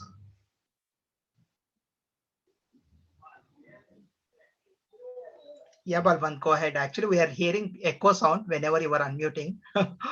So yeah, yeah, go ahead. Balwant, go ahead. Actually, we are hearing echo sound whenever you are unmuting. So yeah, go ahead. so for the classification problem, classification algorithm performance, we use F1, F2 score, precision, recall, ROC, AUC. Good. Yes. So all these things, right? Sometimes, let me mute you, Balwant. Yeah. So that's the perfect answer. So what we are trying to do here is to improve the performance. Sometimes if you keep adding the parameters, definitely the performance of the model increases. But when you try to test that on the real-time data, meaning like after you deploy into the production, when you try to work on that model, it might not perform as good as when it was performed at the time of training, which is called overfitting basically. So the more data, the more invalid data or the data that it is not going to add value to your model, the more kind of like features, those are not valid. If you keep increasing those, you can see in the training way, because definitely the model which is getting trained, at one point of time, it try to remember or memorize all the points. And then it performs well on the same data when you're shown to that. But like when you go to the actual testing in the real time, it will fail, which is called overfitting. And anyway, overfitting, underfitting, and all these things that we will learn in the later part. And when it comes to, I mean, that's where like dimensionality reduction is quite important, meaning like with minimal, what are the key features that it is going to bring the maximum value to the model. Identifying this one is quite important. That is called dimensionality reduction, basically. Okay, so that's where like you need to completely eliminate all the irrelevant data. And what is imbalanced data?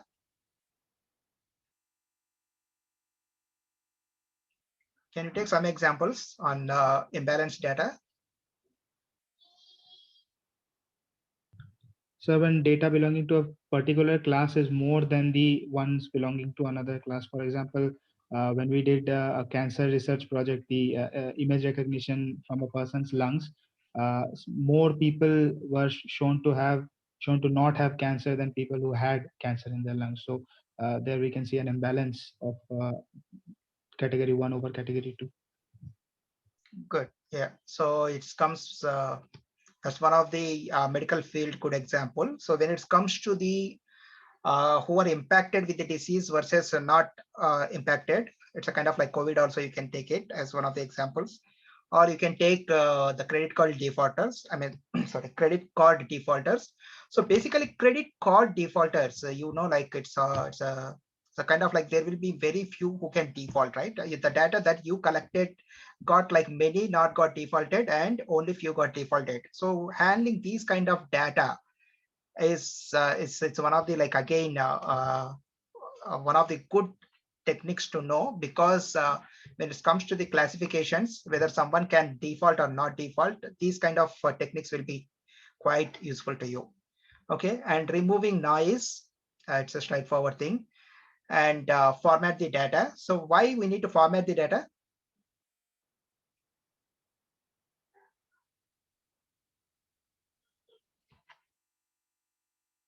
Okay, I mean it's just basically like most of the times it's if when you are working with the interfacing systems, you should be really knowing like what particular format that the target system is using compared to the source system, and you need to align the data to match between these two systems to avoid discrepancies and failures and performance impact and blah blah blah. So to avoid all these things, you should be doing that and cleaning the data. So these are all the techniques. Basically, if you are planning to work on any data science project, if you are mastering most of these things, then you will be fitting to one or other role. So you might be like working as a ML engineer, and you will be getting all the data, collecting the data by using different APIs or different libraries or different databases, connecting to different databases and fetching the data and placing it into the target server or target environment from where you are going to perform your feature engineering. So now you develop the pipeline on a pipeline of your feature engineering. Okay, because when you do your Kaggle competitions, make sure that these pipelines are going to be very, very, very important, because all your performance will be measured based on how good you developed these pipelines. These pipelines are basically, when you ask in technical terminology, these are all different functions, Python functions, right?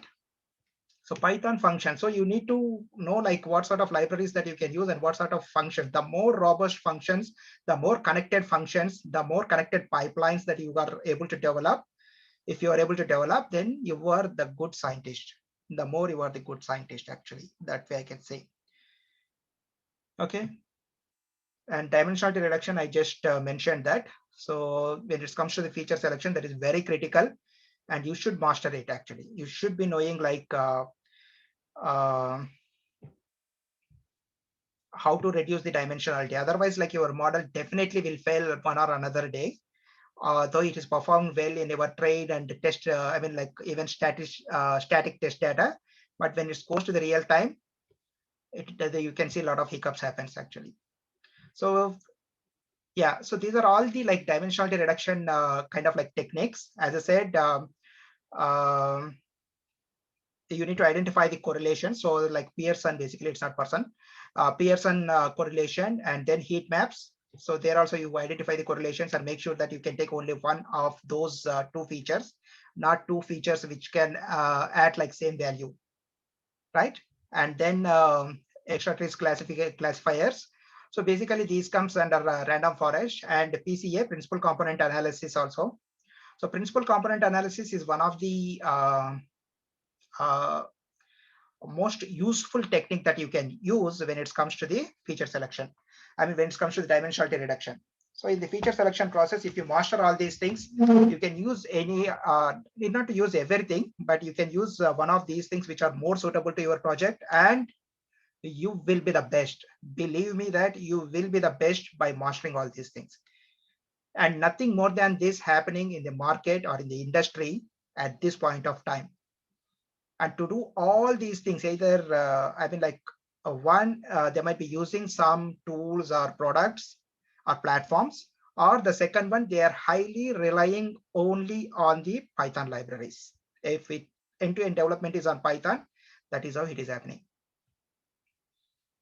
Okay, and then you need to create the model, right? So just now someone said like ROC, AUC curve and all, right? Because that's, I mean, like under classification, you need to do, I mean, like you need to check on the confusion matrix, and based on that, you need to calculate ROC, AUC scores and to see like whether your model is really performing well or not, right? Once your model is tested, what is the next one? You need to deploy in the production. Can someone say what is backtesting process?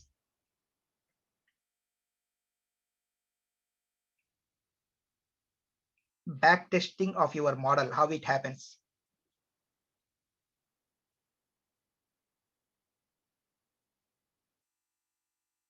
Anyone, or you want me to proceed?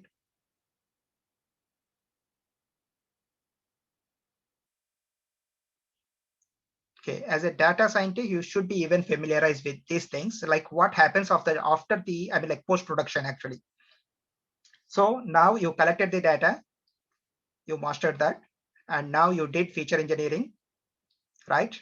And you know how to handle the data. I mean, like you perform EDA on that, and then you know you did like you come up with a suitable data for your models, and then you selected the features, and then you created a model, right?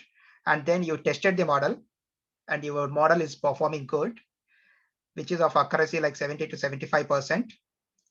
And then you are able to deploy your model. And then the backtesting is after you deploy your model, you should be in a position to test your model whether it is performing good or not after some time. It might be like after, actually, as per the industry practice, once in every 15 days, they test the model to see like whether it is still performing as how it's supposed to be performed. If it is not happening, there are two ways that you can handle. Either change the hyperparameters dynamically and see like whether it works. And the second one is retrain the model by again performing all these things. Okay. So any questions here? It is all straightforward, right?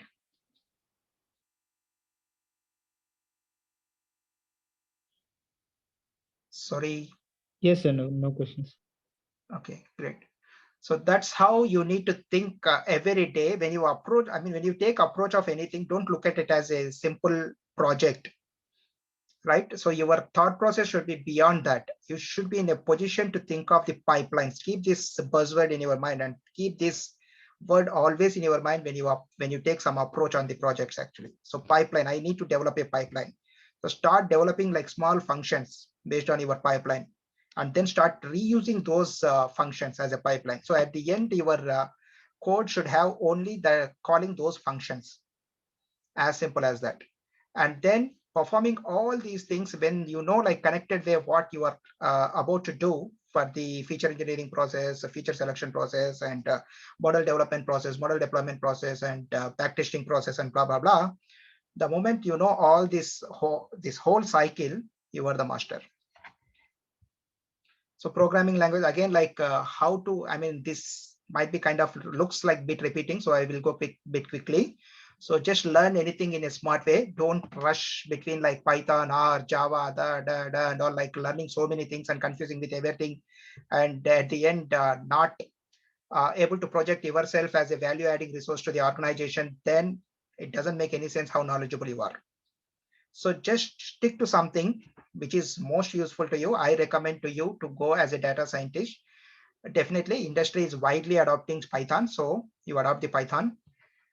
Okay, and then you should know like one of the IDEs. What is IDE? So integrated development environment. Can you name out some of the examples? So there is Eclipse for Java. There is Jupyter notebooks for Python. There is RStudio for R. Exactly. So these are all IDEs. So you should be master. I mean, like need not to be master, at least familiarize with these kind of tools basically. So these are like helpful to you to write your code and to interact with the actual kind of like programs, right? So that you need to be understanding, like PyCharm, Jupyter in our case, like Spider, Visual Studio. You can use any of these things, but most likely in the market, like Jupyter is the most common one that we use, and PyCharm sometimes. Okay, and all these things comes from anyway, like the I mean, like these are all kind of like open sources, so you need not to worry. So you will be getting like for free. And web scraping. So learn these kind of techniques actually. I mean, now we are entering into more technical side. So what you need to learn? So you need to learn one programming language, and you need to have at least comfortness with one of these tools to write your code. And then you should be knowing like data gathering, right? So for data gathering, you should be knowing one of these again, Beautiful Soup libraries, Scrappy tool, URL lib, and these things anyway, like again, open sources. And obviously most of these tools, whenever you are dealing with the internet, it might be like JSON format. So you should be familiarized with the what is JSON format and why, how it reads the data, how it structures, and after how, I mean, like how you are going to read the data after it's structured as a JSON, right? So you need to like understand how. And then data analysis. Okay, so data analysis, as we saw in the kind of like pipelines, it's like feature engineering and data wrangling and ADA. Data visualization, don't ignore the power of visualization, because someone said just now they built interest because they started with Tableau and BI, Power BI, right? So this is quite critical actually. So without understanding your data well, you never become a good data scientist, I can say. A good data scientist is the one treats a data as its best friend basically. So you should understand better. And if you are dealing with the corrupted data, you deal it as a patient basically. You should be the data doctor, I can say. So you all should be data doctors. Okay, so these are all like various things available. Anyway, in the Python, you got Matplotlib, ggplot, and Seaborn. These are well-known libraries. And of course, Seaborn developed on top of Matplotlib. And knowing something, these kind of information also critical for you. Because if you know that Matplotlib and Seaborn, which one you have to choose, you should be in a position to choose the right libraries, right? For the data visualization, if you got the choice of choosing either of these, you choose Seaborn. Because Seaborn anyway is developed on top of Matplotlib, because knowing this information helps you to increase your productivity. So that if you use Seaborn, you know that you are using all the Matplotlib functions, and at the same time, you are getting additional features or functionalities that come from the Seaborn. Right? So when you are trying to use some libraries, don't just use it like that. Spend some minimum time. I will give you a simple example to you. I mean, not related to the data science, the way how you have to place your efforts. Sorry, Diti, you want to speak something?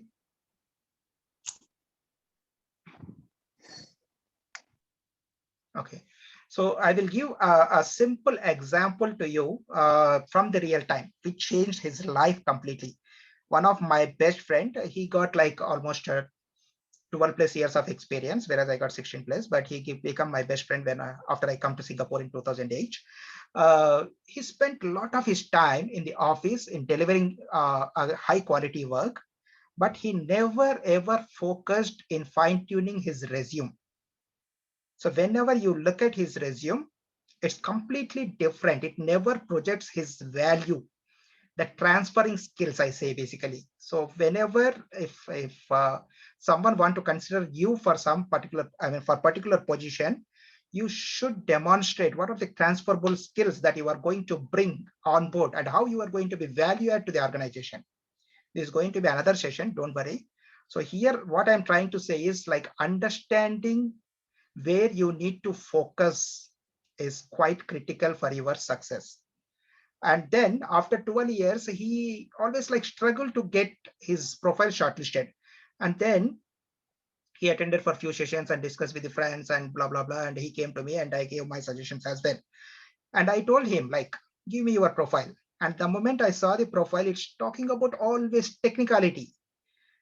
Okay, technicality is fine sometimes, but not to go to the senior level. Now, after getting 12 years of experience, again, you are projecting yourself as a purely technical resource, meaning that which can be done by 2 years of experience, a junior resource. So your profile is projecting to the recruiters in that way. So you always like, okay, spend 2 days, take 2 days leave, don't worry, or like sit Saturday, Sunday completely and refine your profile and come up with one slider profile. And he did it, and he placed as a senior data scientist. He did his master's, he did his what it's called PG diploma, and he been working in the data side since long, but he never able to shortlist for the data science positions. But now he joined with the ANG and he's quite happy. So his 12 years effort never brought him such a senior role, but 2 days effort brought him. So focus on where you have to focus. And I mean, like, it doesn't mean that if you don't have knowledge, you will get that. If you have the knowledge, package it well and present it. And try to understand when you are trying to do something, read about it, why it is, and what are all the max functionality that I can derive from this library. If you know all the functionalities, like spend half a day or 1 day at least to see like what Seaborn does and what are all that I can do. And then when the actual problem comes, you know, this function is available. Need not to remember exactly how to write the syntax and blah, blah, blah. But then just, I know that this can be done by using Seaborn. Let me go to Seaborn and get it used for me, like for my purpose to be fulfilled. So do this.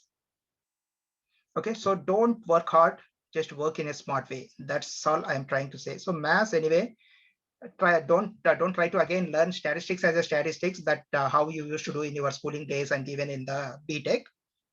You try to see like collect the data, take one data set which is of your interest and try to perform EDA on that and try to see like what sort of statistics that you can apply and how you can understand that data in a statistical way.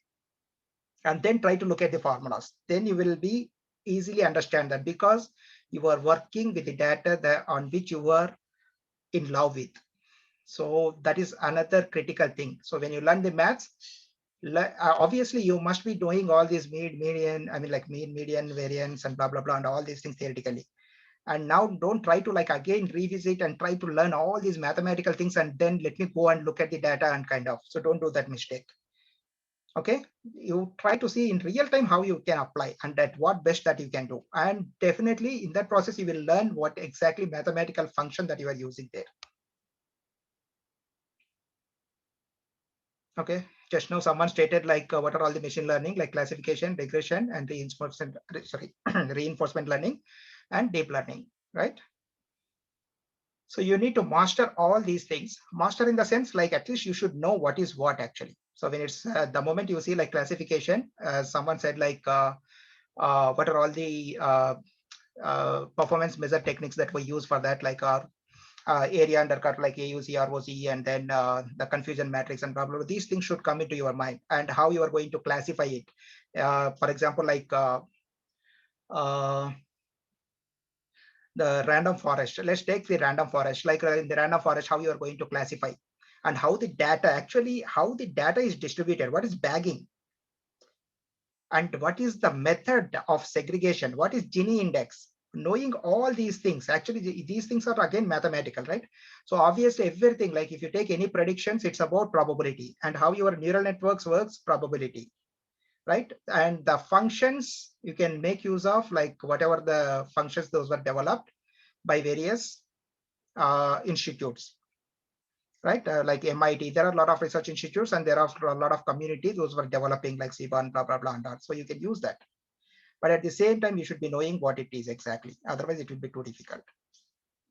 Okay, and when it comes to neural networks, you should be knowing how to do hyperparameter tuning, and how many layers need to be considered, and how many nodes need to be adjusted, whether it is back propagated, or you should be knowing like exactly what sort of functions, is it sigmoid function or ReLU function or any other function that I need to use. So without knowing all these things, there is no point of like directly jumping and trying to play with it. And that's another way of learning, obviously, where if you want to build the interest, start with something which is graphical interactive, so that it will be easy to you. Like just take one of the deep learning platform and try to develop something just by pushing some data, and get with like classifications for that, so that you will be understanding slowly, but knowing what exactly underlying happening is quite important. So dimensionality reduction, we spoke like several ways that you can do dimensionality reduction. That is like, one is by heat maps and blah blah blah, and then the PCA, principal component analysis. Don't go with my words, actually. These are the things that you need to learn, and this is the structured way to learn to see yourself as a data scientist in the future. Okay, and clustering algorithm, as I said, like a k-means algorithm, k nearest neighbor, and blah blah blah. What is nearest neighbor algorithm, how it works, and what is Euclidean distance, and how it calculates. And it's a kind of like, again, knowing these things helps you to come up with the best models, actually. Okay, one last thing, step-by-step action plan. So what you have to do after this, can someone say?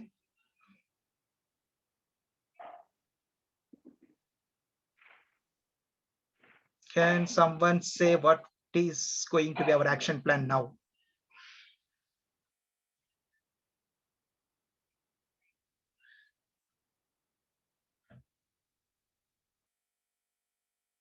Okay, so you have to learn Python, right?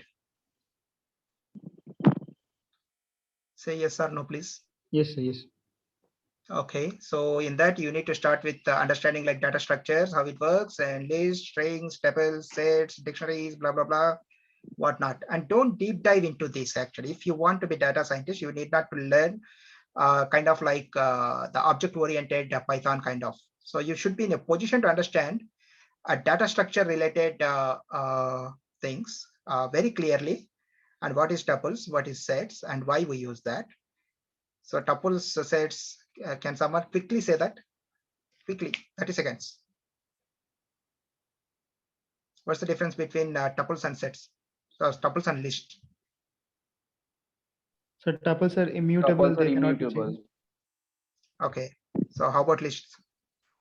List can be changed, like in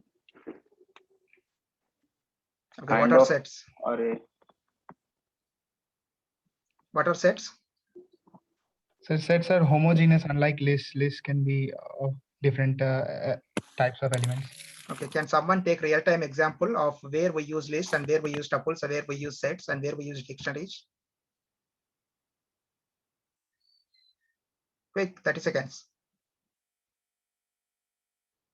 Take one example. Amazon. Matrix. Let me give clue. Amazon. Where lists are used in Amazon? Where tuples are used? Where sets are used?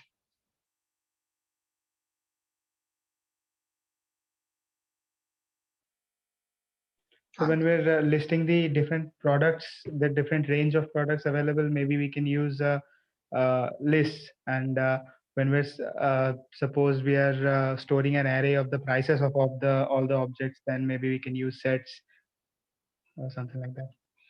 Why prices of the objects uses sets? So because they are always going to be integers only. They're always going to be homogeneous. They're not. We won't have character values in there. And how about duplicated values?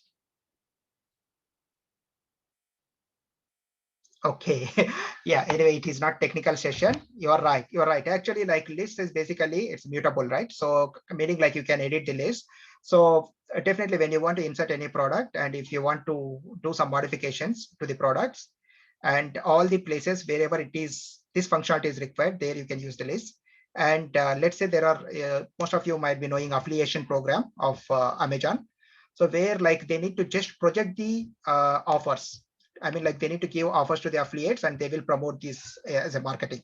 So there they can use tuples because the affiliators, I mean, shouldn't go and edit the product. So they just promote the products. So it's for the marketing. There they can use the tuples. And if there are any duplicate values, so let's say one product owner, he accidentally post two products of same price, same nature, same features, and blah, blah, blah, and all. So there is no point of like projecting two as a recommended system, right? So in the recommendation system, we can see like one product of unique category. So then you can use the sets. And dictionaries, obviously, it is the widely using in the market because of the key pair values that it has to use. And obviously, like it's a kind of DB concepts that most probably that we can use here, and easy to play, easy to indexing, and blah blah blah. So these things, when you look at this, think about one of the industries, whatever the industry that you want to take it. Okay, and then try to understand each and every function. Whenever you look at something happening in the Python, how does this applicable in this particular industry? Okay, if you are unable to relate it, then move to the other industry where it might be more relevant, so that it will be easy for you to understand the concepts than thinking about the more kind of theoretical or programmatic and blah blah blah things actually. Okay, now once you are familiarized with all these basics, then okay, then what it's called, I said like you have to create the pipelines, right? So then you move towards the pipelines, understand how you can create the functions and how you can call those functions, because creating pipelines is the biggest and the most in demand skill in the market, because obviously having more readable code or more connected code and more manageable code and more easy to troubleshoot and all, mostly preferable by the industry. So don't step back. I mean, like after knowing all those things, if you don't know how to create the functions, no point of like doing this. So it is the step-by-step process. Believe me, this help a lots and lots of interns and students to think in a structured way and to go in the right direction. And obviously, most of you, as per my understanding, knows all these things. And this is the time to you to connect as a dots and move on. Okay, then you try to learn the libraries, so which is again very important, right? And then learn how to deal with the data, right? So now you know what are all the libraries that you can use. And of course, pandas is also one of the libraries. So you should know how to use pandas and what are all the, it's not like you need to deep dive into that, but you should be knowing at high level what are all the features that the pandas can offer to you, so that it will be easy for you when it goes to like developing again pipelines as a feature engineering and other stuff. Then learn the statistics. As I said, like don't learn again from the beginning and mean calculation, median calculation, and mode repeating and max possible. No, don't go with that. But take one data set and try to import by using pandas and try to perform some statistical analysis on that by using the libraries that you learned actually. Okay, move to the data pre-processing.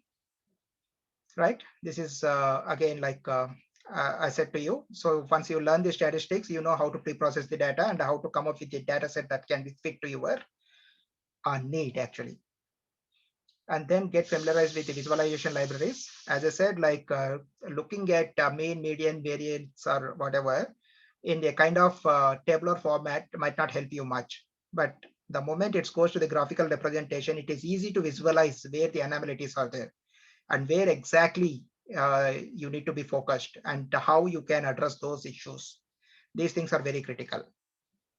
So getting familiarized with visualization tools is quite important. And within Python, these are the two most famous, as most of you said already, Matplotlib and Sevan. And then EDA is the biggest, I mean, the smartest art that I believe. Like if someone is doing EDA, he should be really passionate and fond of the data, and he should fall in love with the data and try to do that and look at and see like whether you can do EDA and that. Okay, so and then after learning all these things, then you move to the actual machine learning. Then you feel a real value addition that, I mean, like you can really create value from the machine learning models. And don't forget, you need to learn the method behind and maths behind as well.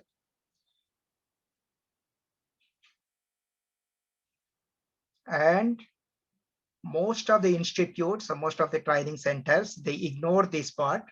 They never try the resources on how to deploy the model. But as a machine learning engineer, it is going to be one of the critical role to you to deploy the model in right environment with right resources available with high performance assured. So you should master even these techniques. Then you move to the deep learning. Obviously, if someone is passionate about like dealing with, I mean, like the graphical things and all, right, you can directly go to this deep learning. But only suggestion from my side, okay, deep learning anyway, you got like TensorFlow, Keras, and PyTorch and other stuff.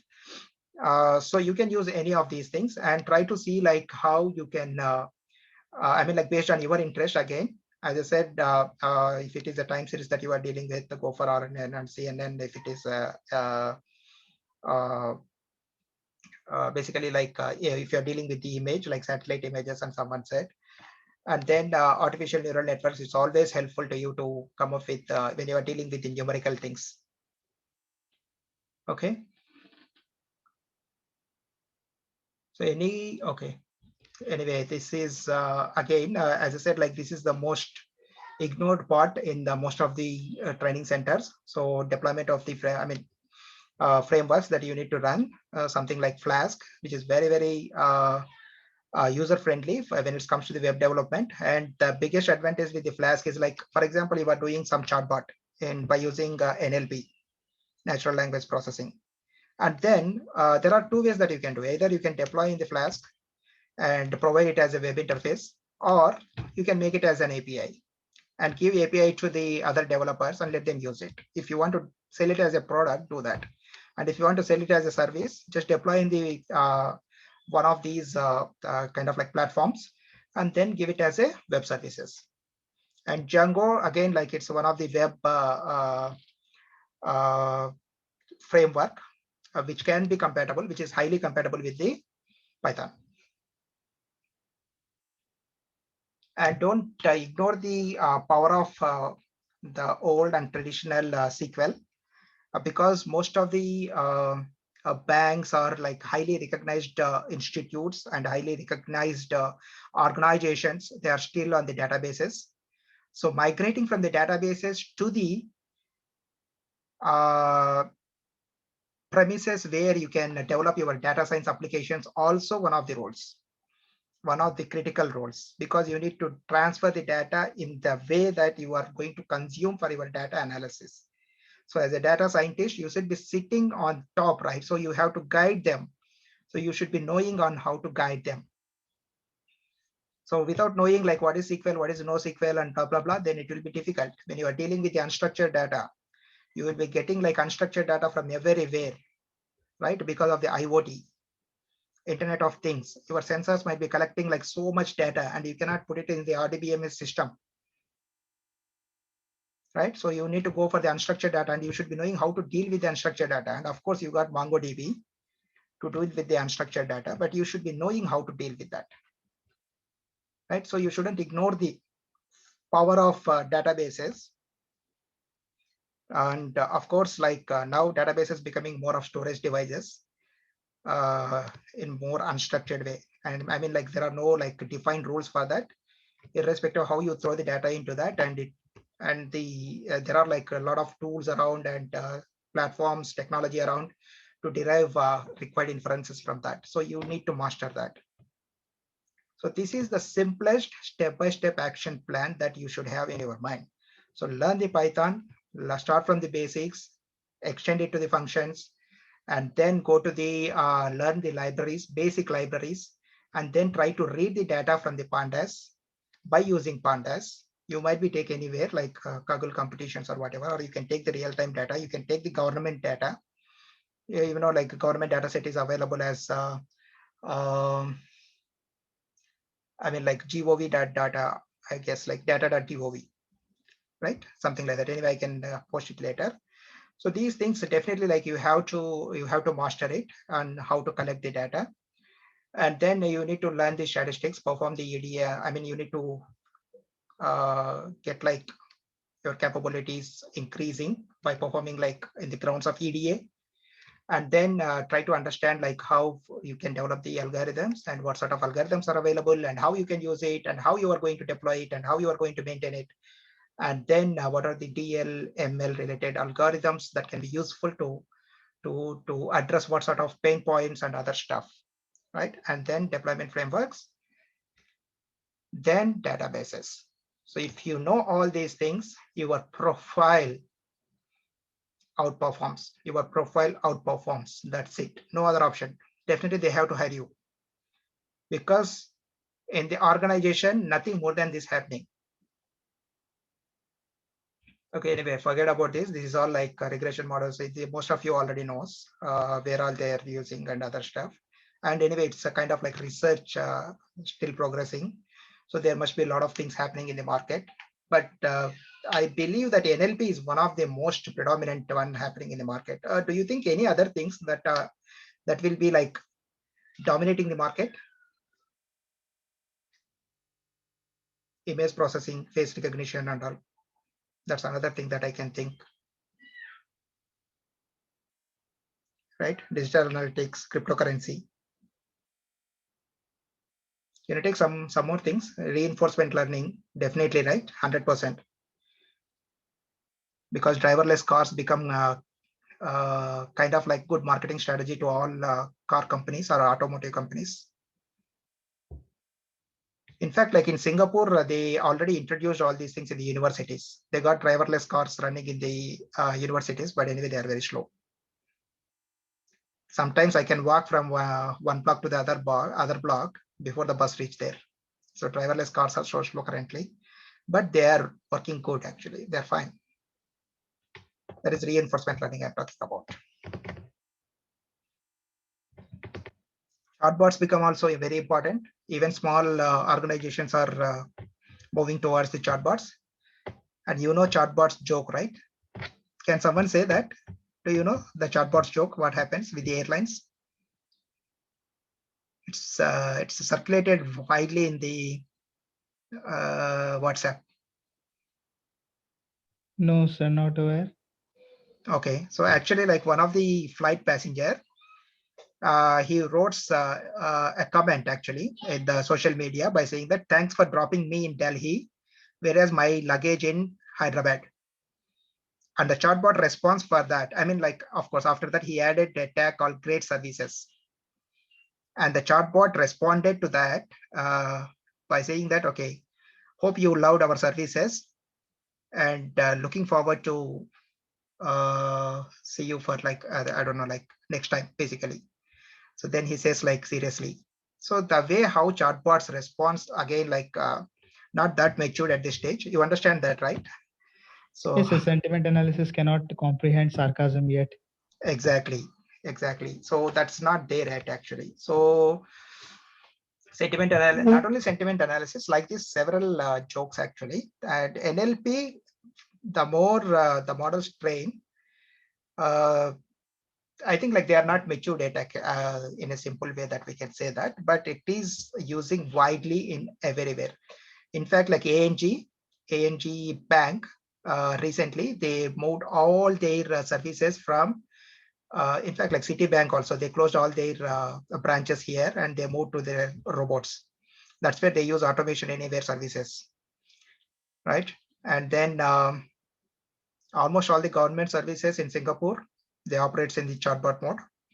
And of course, like when we look at even our services in Amazon or any other services also, they start with chatbot, and at the end, if it is not resolved, then it moves to the to the relevant customer officer. So that's another important one that you can focus if you are interested in. You can learn that. And I mean, like there are several things that I can add. I just added like this one quickly based on the which can hit the market quickly and where which one give more return on investments. So and recommended systems also one of the key things in the retail market or at least online retail markets. So that's there already, like developing by, I mean, like well matured in Google, Amazon, and other stuff. But obviously, for the small companies and small online retailers, it's still a challenge. So you can focus there as well. And any other things that you can think other than that, other than this, whatever I'm stating. I need at least one from each of you. You can take any ML stuff and just make some recommendation. This ML technique might be useful to address some pain point that you feel in India or like anywhere in the globe.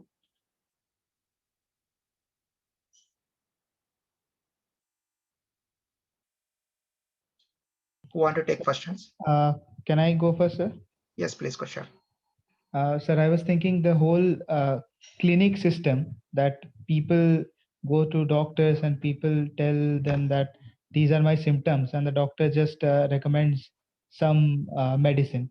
This whole system could be automated in such a well manner because the doctors could just keep a track of the symptoms that the people are making, and with those symptoms the doctors are doing some sort of a calculation that this particular chemical is required, this particular deficiency is there in this patient.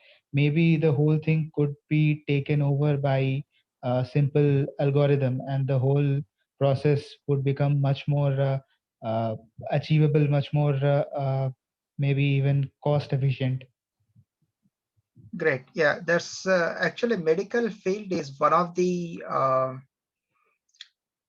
highly stringent field that I can say, because it's regulated by so many bodies, and the patient data, I mean, like in terms of confidentiality, it's become like super important. So as long as these things can be addressed and can manage, then yes, this application is like quite useful. Great, wonderful. So any other things?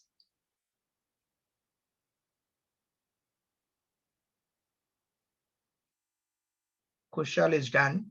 I want to hear from Aditya, Balwant, Deepti, Rak. You can give anything, whatever you think. It might be like small shop just beside your home. What is the issue that they are facing and what ML solution that you can give to them? It's need not to be like driverless cars, weather forecasting. I mean, like where IoT is predominantly involved, it need not to be that big. You can give anything. I want to, hello? Yeah, Deepti, go ahead, please. Using computer vision by taking video of people in construction sites, like if they're if they're straining too much, you know, that can a warning be give out and they can take rest, something like that, so that, and then it can prevent accidents. Excellent. So you mean to say it's based on the tiredness? I mean, there must be like some parameters need to be identified by the model. Yes. And if they are really tired, it has to alert them to take the rest. Can I say that? Yes. Wonderful. Yeah. So that's a great idea, which can avoid like a lot of accidents. I mean, like especially in the developing countries or in the emerging countries, right? The biggest challenge is that there is no systematic laws enforced on at least like monitoring systems and laws enforced anyway. There is no sophisticated monitoring systems to enforce the laws. So these kind of automated system, definitely it will be greatly helpful. And yeah, obviously, why not? That's a great idea. So what sort of technology that you want to use behind this? So kind of like CNN? Yes, CNN and also like like there'll be some APIs where they can analyze posture and what is the proximity to dangerous substance. I mean dangerous places like the edge and all. So it's like some real time real time data gathering, and also I think it's mostly CNN and what is it? It's CNN. Yeah, it's CNN. Okay, yeah, that's great. And Kushal, for the medical solutions, what's the model that you can recommend? So I can't think of a particular model except for, I mean, we have done a sentiment analysis project on movie reviews before. And similarly, just whatever the patient says, that could be analyzed and we could just find out the different symptoms. And for each system, there must be some particular chemical. So for that, we can use the simple, maybe naive base or something like that. Neo based, yeah, that's a good idea. I think that should work actually in the medical field. That's the one now most probably using in most of the cases. I mean, for the complex cases, the people would still go to the doctors, but for easy cases like maybe simple cold or back pain or something like that, the whole process could just be streamlined like that using naive base only. Yeah, so that's a great idea, but you should be really aware of the medical regulatory requirements because like most of the times they won't allow these kind of models to be deployed. Again, like it goes as a ethical AI. So yeah, but yeah, why can't you try that? Anyway, definitely you can extend that to the other sections where there are no restrictions on the medical terms basically. So far I can see this complication for sure, like the regulatory bodies, they won't allow to develop these kind of models unless your model is so sophisticated to understand the symptoms very well and then suggest some medication to them actually. That's what I believe. Anyway, so who want to take next? Kushal, Deepti, Dan, Aditya, Balwant, Rak, anything that you can think of?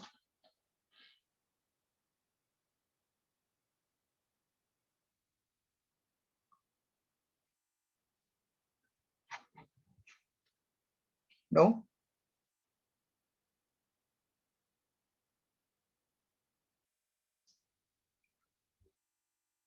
So what's stopping you to think actually? Now you tell me that. Why are you not getting any idea? Is that like you are not aware about the how these models performs, or you don't know like any problem statements? Come on, definitely everyone sees like a hell lot of problems around us, irrespective of where we stay, whether in India, whether in Singapore or US, UK. And just because of this pandemic, we can see like every day one problem, right? Or you want to protect your IP actually, patent or your ideas. Rak, Balwant, Aditya, or I'm not sure whether they are really there or not. They just turned on and Yes, sir. Yes, sir. oh, Aditya, yeah, go ahead. You are so proactive in turn. I'm not sure why you're not opening up here. Hello. Yeah, Aditya, go ahead. Yes, sir. I'm having some network issues little bit. Okay, no worries. And okay, then Balwant.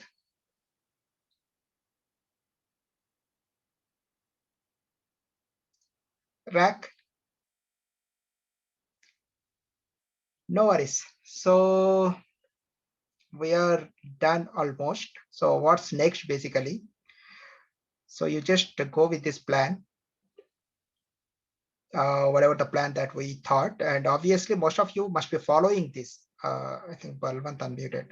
Hi, Balwant. You want to talk something? You want to say something?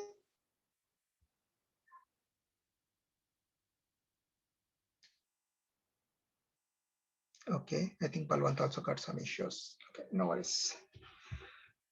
So anyway, don't worry about this. This one, as all of you are our intern team, so don't worry. We will be giving like proper things to you.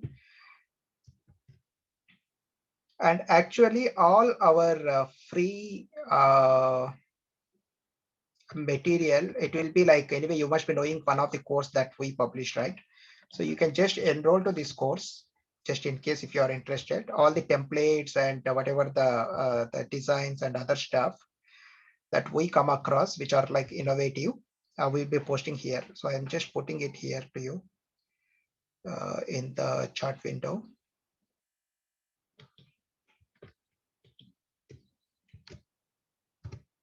Okay, this is free anyway, don't worry about it. You just register here so that like you will be getting alerts as and when we add in new templates and new methodologies and new research items that we identify.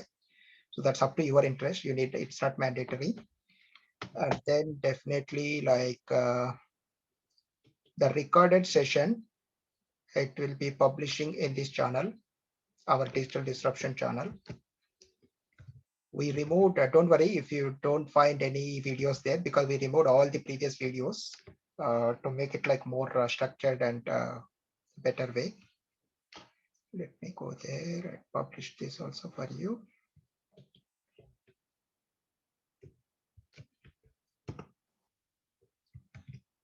Okay, and then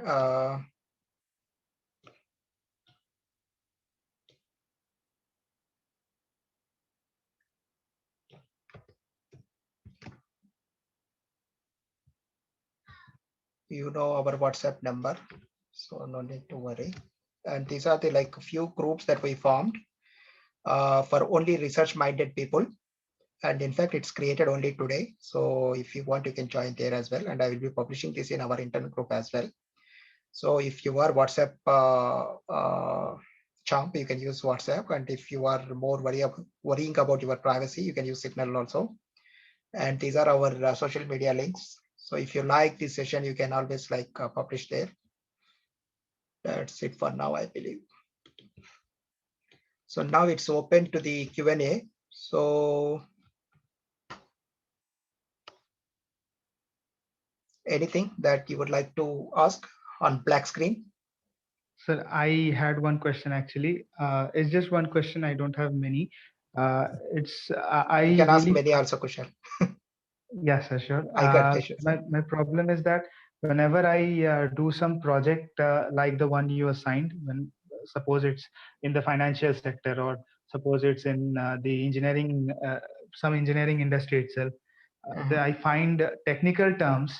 I mean, I can do the analysis, but sometimes the technical terms are really difficult to grasp. I mean, I don't know how the bank works. I could probably do the analysis for them if I knew what each and every term meant, but sometimes the projects are just so tough that I don't realize what the term actually means. Suppose I tried to do the United States elections database, and half the terms there I didn't even understand, because in India those terms really don't really mean anything.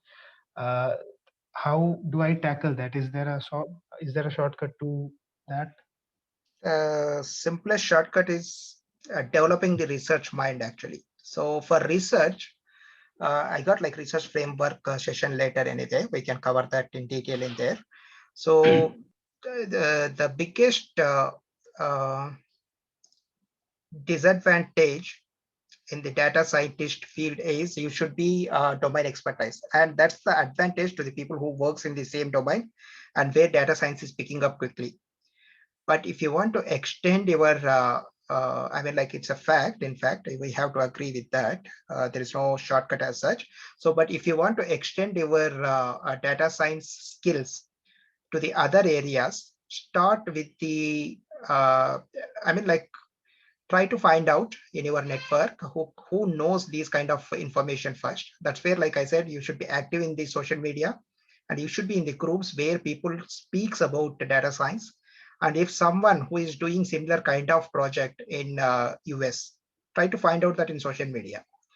Don't like, I mean, obviously finding by yourself from the Google, that's another option. But it takes longer time because it requires a lot of reading. as it is in the research point of view. And again, going to the YouTube, and if you are more kind of like video liking guy, go to the YouTube and search for the terms and try to get the basics. Without knowing that, it will be highly difficult. And the simplest way is try to identify the data sets, those are published in the Kaggle, if it is Kaggle or any other platform, and try to connect with them and try to discuss, arrange some time with them. And most of the times, research mindset guys, they are happy to extend their help to someone who want to like work on those grounds. So if you can get that time, that will makes most of your life easy. And then you start do your own research and try to extend your knowledge from there, because getting foundation is difficult. Once your foundation is strong, extending from there is quite easy. And there are like always second way. The second method is looking at the data. So looking at the data and what sort of inferences that, like, let's say if you're talking about US elections, right? Definitely there must be lots and lots of, because US is one of the major elections looking by whole world, right? So definitely there must be a lot of analytics done on the outcomes of the results. I mean, outcomes of elections. So you just go through that and see like what approach they could have followed, and on what features, on what parameters that they are presenting their the kind of like their analysis or like their inferences. So what sort of inferences that they are drawing from the data that they are collecting. So if you know, I mean, that's the shortcut I can say. Basically, like because those are all experts who are publishing the data and the inferences on top of that. And then you, to make yourself different from them, you need to add additional flavor. That's where you have to start your research actually. So you just try to understand what are the gaps in there and then proceed with that. Understood, sir. Okay, great. Yeah, Aditya, go ahead. Yes, sir. So I have more of a career related question, not technical related. Mm-hmm. So like back in 2018, like 2019, I guess, I started all this machine learning, AI and data science field in this field. So I did few courses and many projects, like around 10 to 15 projects, and like intermediate projects, not the beginner ones, like Netflix movie recommendation and Facebook friend recommendation and like Amazon find food reviews, classification problem, and all that. So like, and now in 2020, like I also did two research work which was like published, like which will be published, which got accepted. So like but still like there's I feel like all the concepts which I have learned, like uh, I know how to demonstrate them, but like in concepts related, like I'm facing problem in expressing myself, right?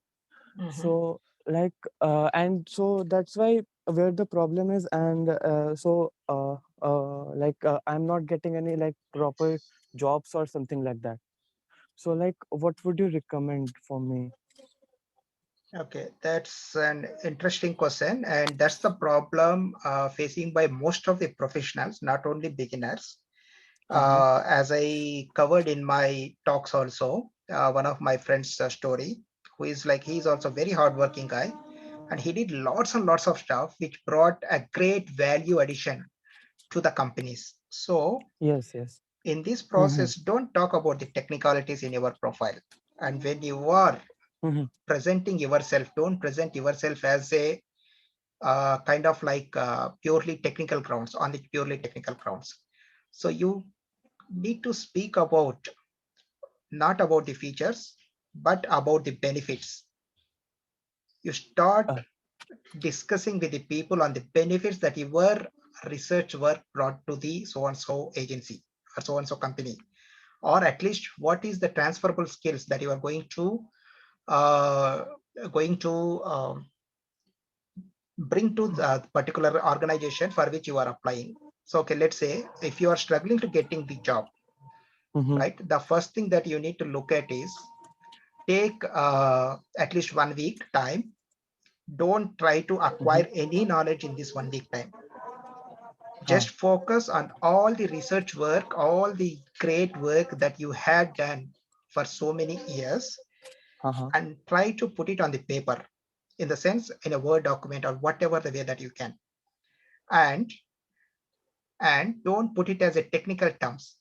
You can give what technology that you use, like kind of as a one sentence or two sentences at max, and try to fit all your experience in one slider, one simple slider. And you can get many templates from canva.com if you want to refer to. So you just go to Canva.com. Canva.com. Okay. So you can get like a simple one slider references. And in that you can, if you start with your elaborated experience in Word document and try to cut down that to write in a way that what's the value addition. Okay, only talk about benefits of your model. And don't say that I implemented CNN by using 50 epochs and kind of like so many layers and so many neurons. And this is a classification model and all. Those are all good for the research. But when it comes to the job, it's about the benefit that you need to talk about. And do this exercise for at least 3 to 5 days, actually 1 week, I can say. And then rethink about all these things, because now you've got enough skills. That's what I believe. I mean, because from whatever you stated to me. So from my suggestion is to you is like you revisit all the work that you did so far and try to present in a nice way. That's it.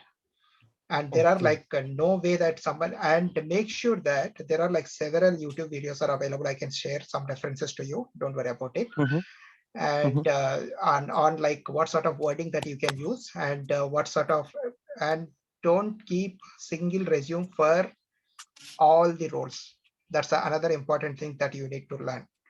So usually what we do, there is no single fit solution actually, meaning like every job, as I said, like that's where I started with the business analyst. So every job, every project, when it triggers, there is a specific pain point behind actually.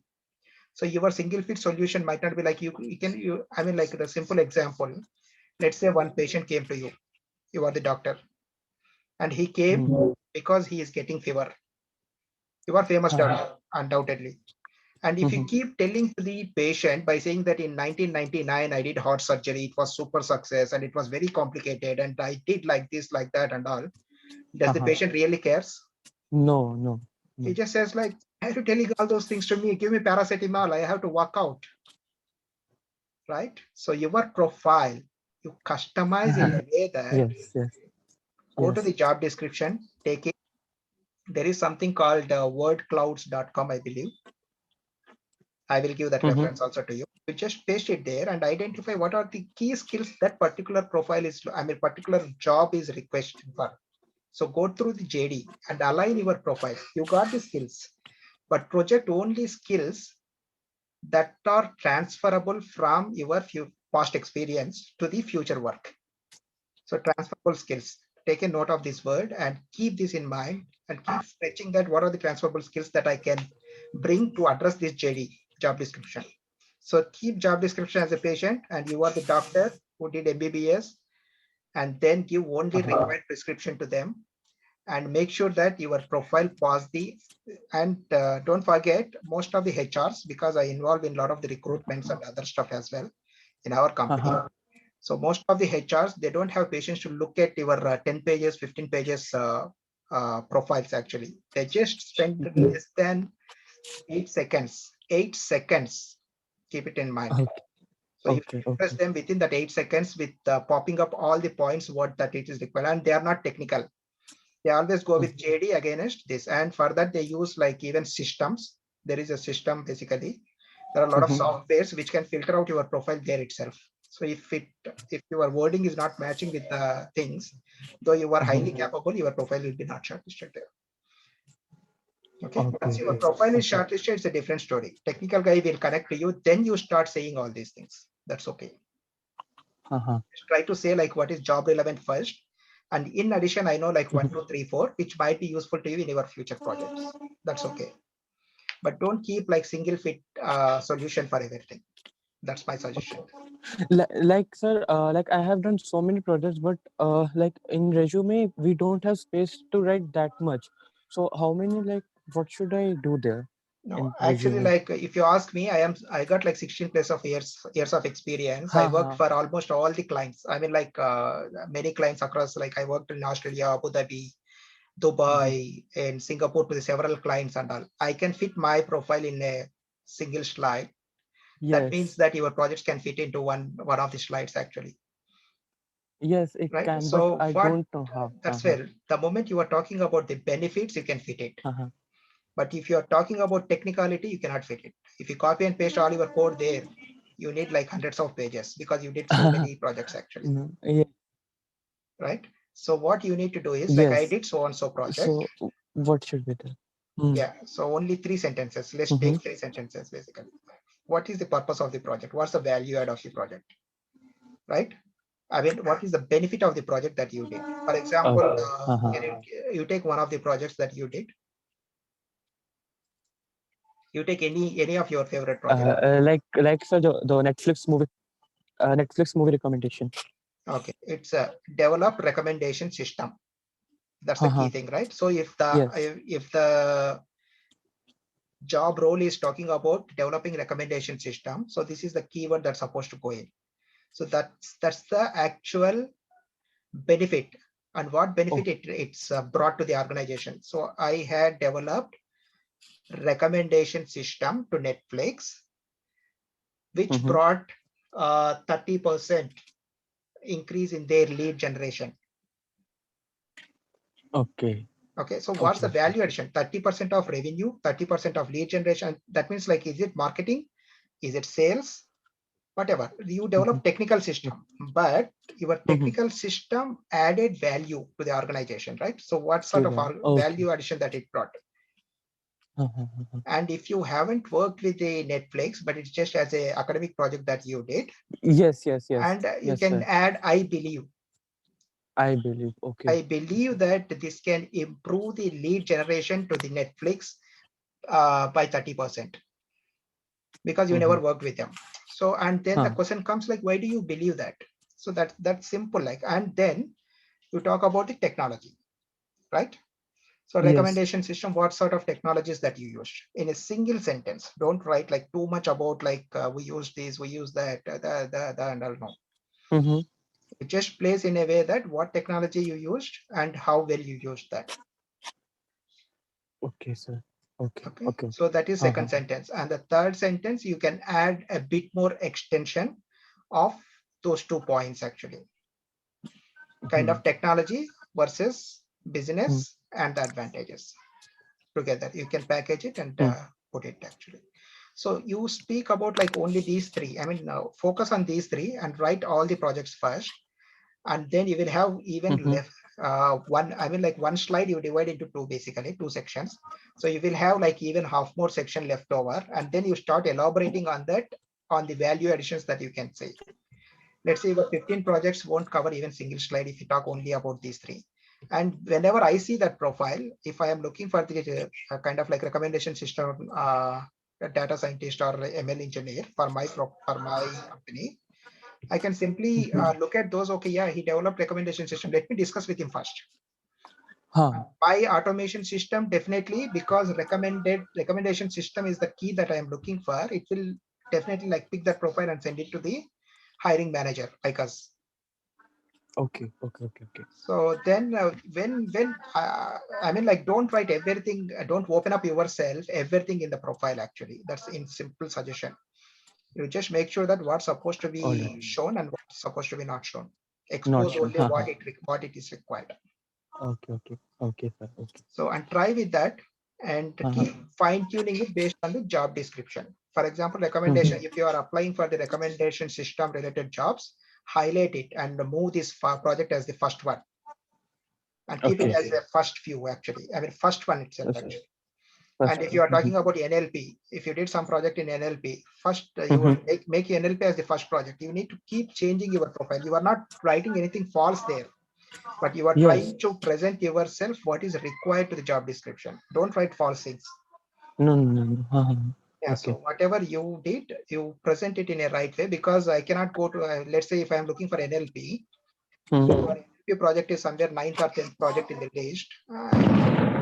That actually, I don't have so much time because I might be getting hundreds of profiles every day. Yes. And in India, it might be thousands of profiles for one role. So that's where you need to focus actually. Okay. And sir, one more question, like it's been like, I guess, more than 1 year that I have learned all these concepts, so it's getting faded away. So what should I do regarding that? Like, I know everything, but like I cannot express that much clearly. Be in the relevant communities. Just keep writing something on that. Okay.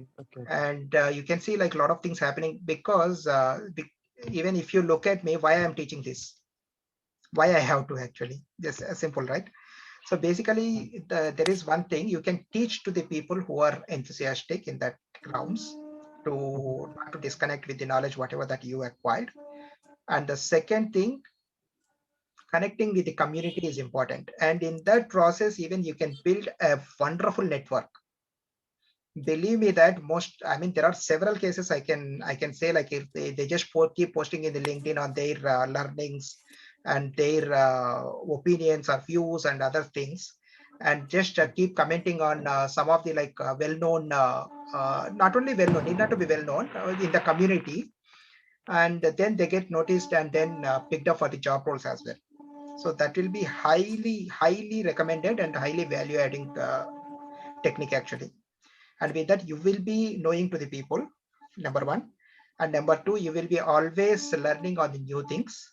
And number three, you never, I mean, like your knowledge never fade up actually. And it won't take much time. Keep like daily 10 minutes, 10 to 15 minutes. Go to the relevant communities, keep the list of communities, go to the relevant communities, look at like if there is any interesting post to you and just comment on it. Or else you yourself create one. Like if you feel that whatever the 3 years back that you learned, now it is fading up, you just refresh it and write something on that and let the people comment on it actually. Okay. And daily keep half an hour aside for that actually, and revisit your profile every time when you look at the job description. Don't send to like everyone the same profile, the old fashion and blah blah blah, and it won't work. Okay, got it. Thank you very much, sir, for this suggestion. No worries, Aditya. Anyway, you will be in our intern group, so you can keep posting on your questions. I mean, you can keep post to me personally, not in the intern group. So I can definitely help you. Don't worry about it. Thank you very much, sir. Okay, and then move to Balwant. Any questions, Balwant, Deepthi? Hello, sir. Any questions, Balwant? Yes, sir. Sir, actually, I'm developing deep fake system. Yeah, Balwant, go ahead. When I speak, it's echoing to me. Yeah, I'm able to hear you. Yeah, Balwant, go ahead. When I speak, it's echoing to me. Okay. Yeah, I'm able to hear you. Yeah. Sir, actually, I'm developing a deep fake system.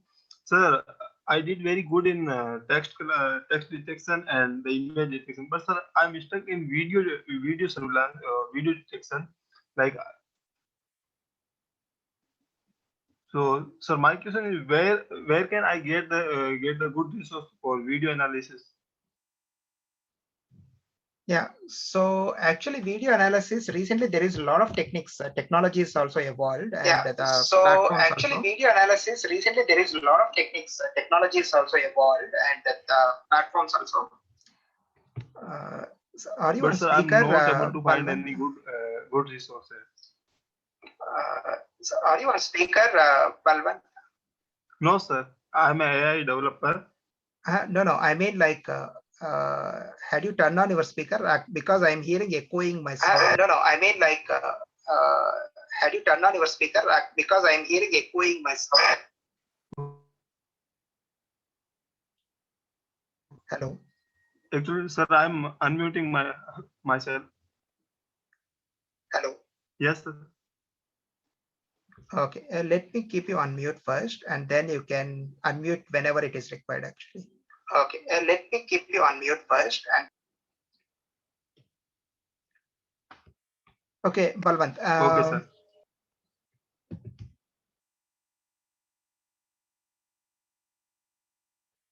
Yeah, Balwant. So what I'm trying to say is like, yeah, for the video analysis, basically there are like several techniques available in the market. The critical challenge when it comes to the video analysis or like deepfaking and other stuff, you can mainly go to the Kaggle and search for it. And there is something called Google Scholars as well. In the Google Scholars, you can see there is a lot of research papers published along with the data sets and the kind of research that they've been doing. So you just go to the Google search and type it as like deepfaking, and then you can see like lots and lots of data sets available even there. And the videos, I mean, like videos wise, there are different ways to train the models. For example, if your videos are like high resolution and require like a lot of data storage and other stuff, right? So your deep learning model, you can do it on the high definitions, and when you are testing, you can do it on the low definition videos, meaning like when you really want to do like the basically like deepfake testing, then you can use like low resolution cameras like your laptop or your mobile or other stuff. So Google research, the Google Scholar is somewhere you can get it. If you're not getting in the Kaggle, Kaggle is the major source basically. And if it is related to kind of, I mean, anyway, it's again, data security is critical. I don't know whether you can get it in the government sites like data.gov.in. Basically, that's one of the thing. If it is the Indian videos that you are looking for the deep faking, mostly they might be having like, there might be having some politicians speeches and other stuff there. So if you want to take like some celebrity stuff, and I'm not sure whether that is open to use for the deep faking. That's a critical thing that you need to understand. You can unmute now, Balwant, and you can talk. I will listen to you, and then you can mute.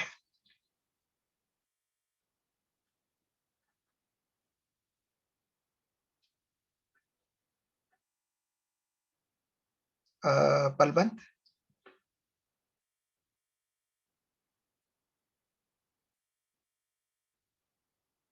Hi, Balwant.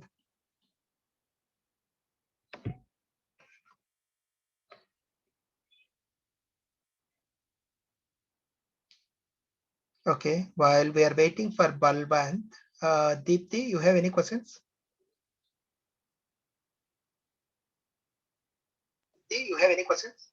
Actually, sir, I am facing no. some issue in networks. No. Okay, Balwant, go ahead. Okay, Balwant, go ahead.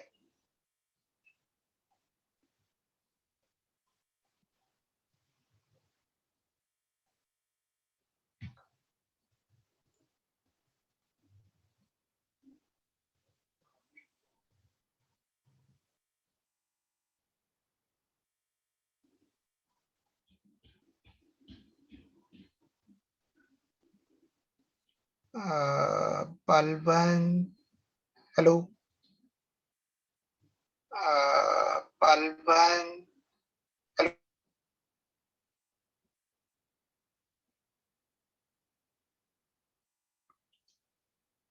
Okay, Balwant, you can ping me on your question. I think like we cover everyone. Okay, Balwant, you can ping me on your question. I think like we cover everyone. Kushal, Aditya, and Balwant. Yeah, so I will direct you to our specialist on that if it is a deep faking issue that you are facing. Yeah, so I will direct you to our specialist on that if it is a deep faking issue that you are facing and getting the right thing. Yeah, even I need to find like specialist for that, to be honest. Okay. Yeah, even I need to find like specialist for that, to be honest. Okay.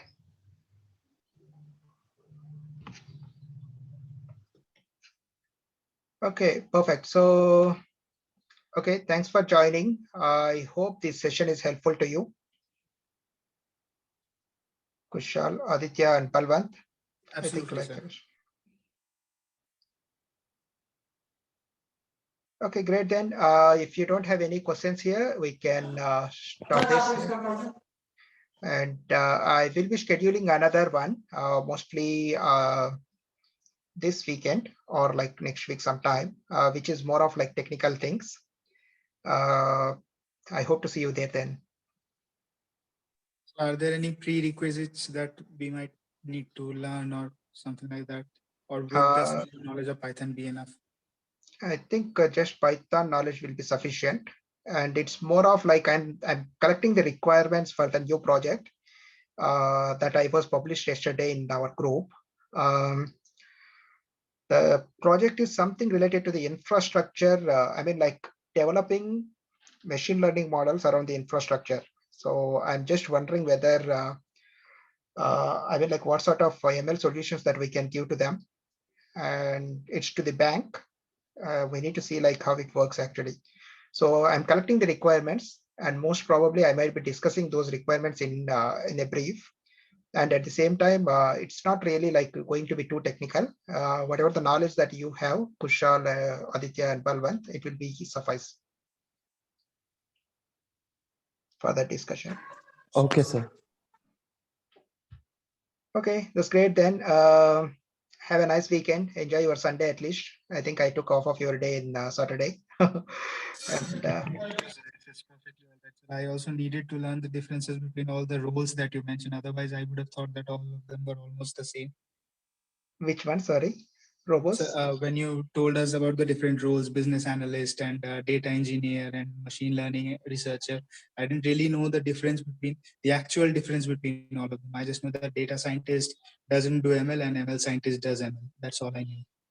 Exactly. So basically, like knowing these roles is very important to build your future in a right way. So having that map in your hand helps you to grow quickly in your career. Otherwise, like you will be struggling in identifying the routes, and you might be most of the times ending up at the same point after you perform like a few years of journey. So try to do some more research. I gave like whatever the information that I have, and from your end, just like keep looking at the job descriptions and type like data analyst, type machine learning engineer, and whatever the roles that I stated to you, and see like what are the payrolls and what is the experience levels and other stuff. That will be greatly helpful to you to make the decision on where you need to focus. Focus on right things and that right direction. Otherwise, it will be difficult for you to grow.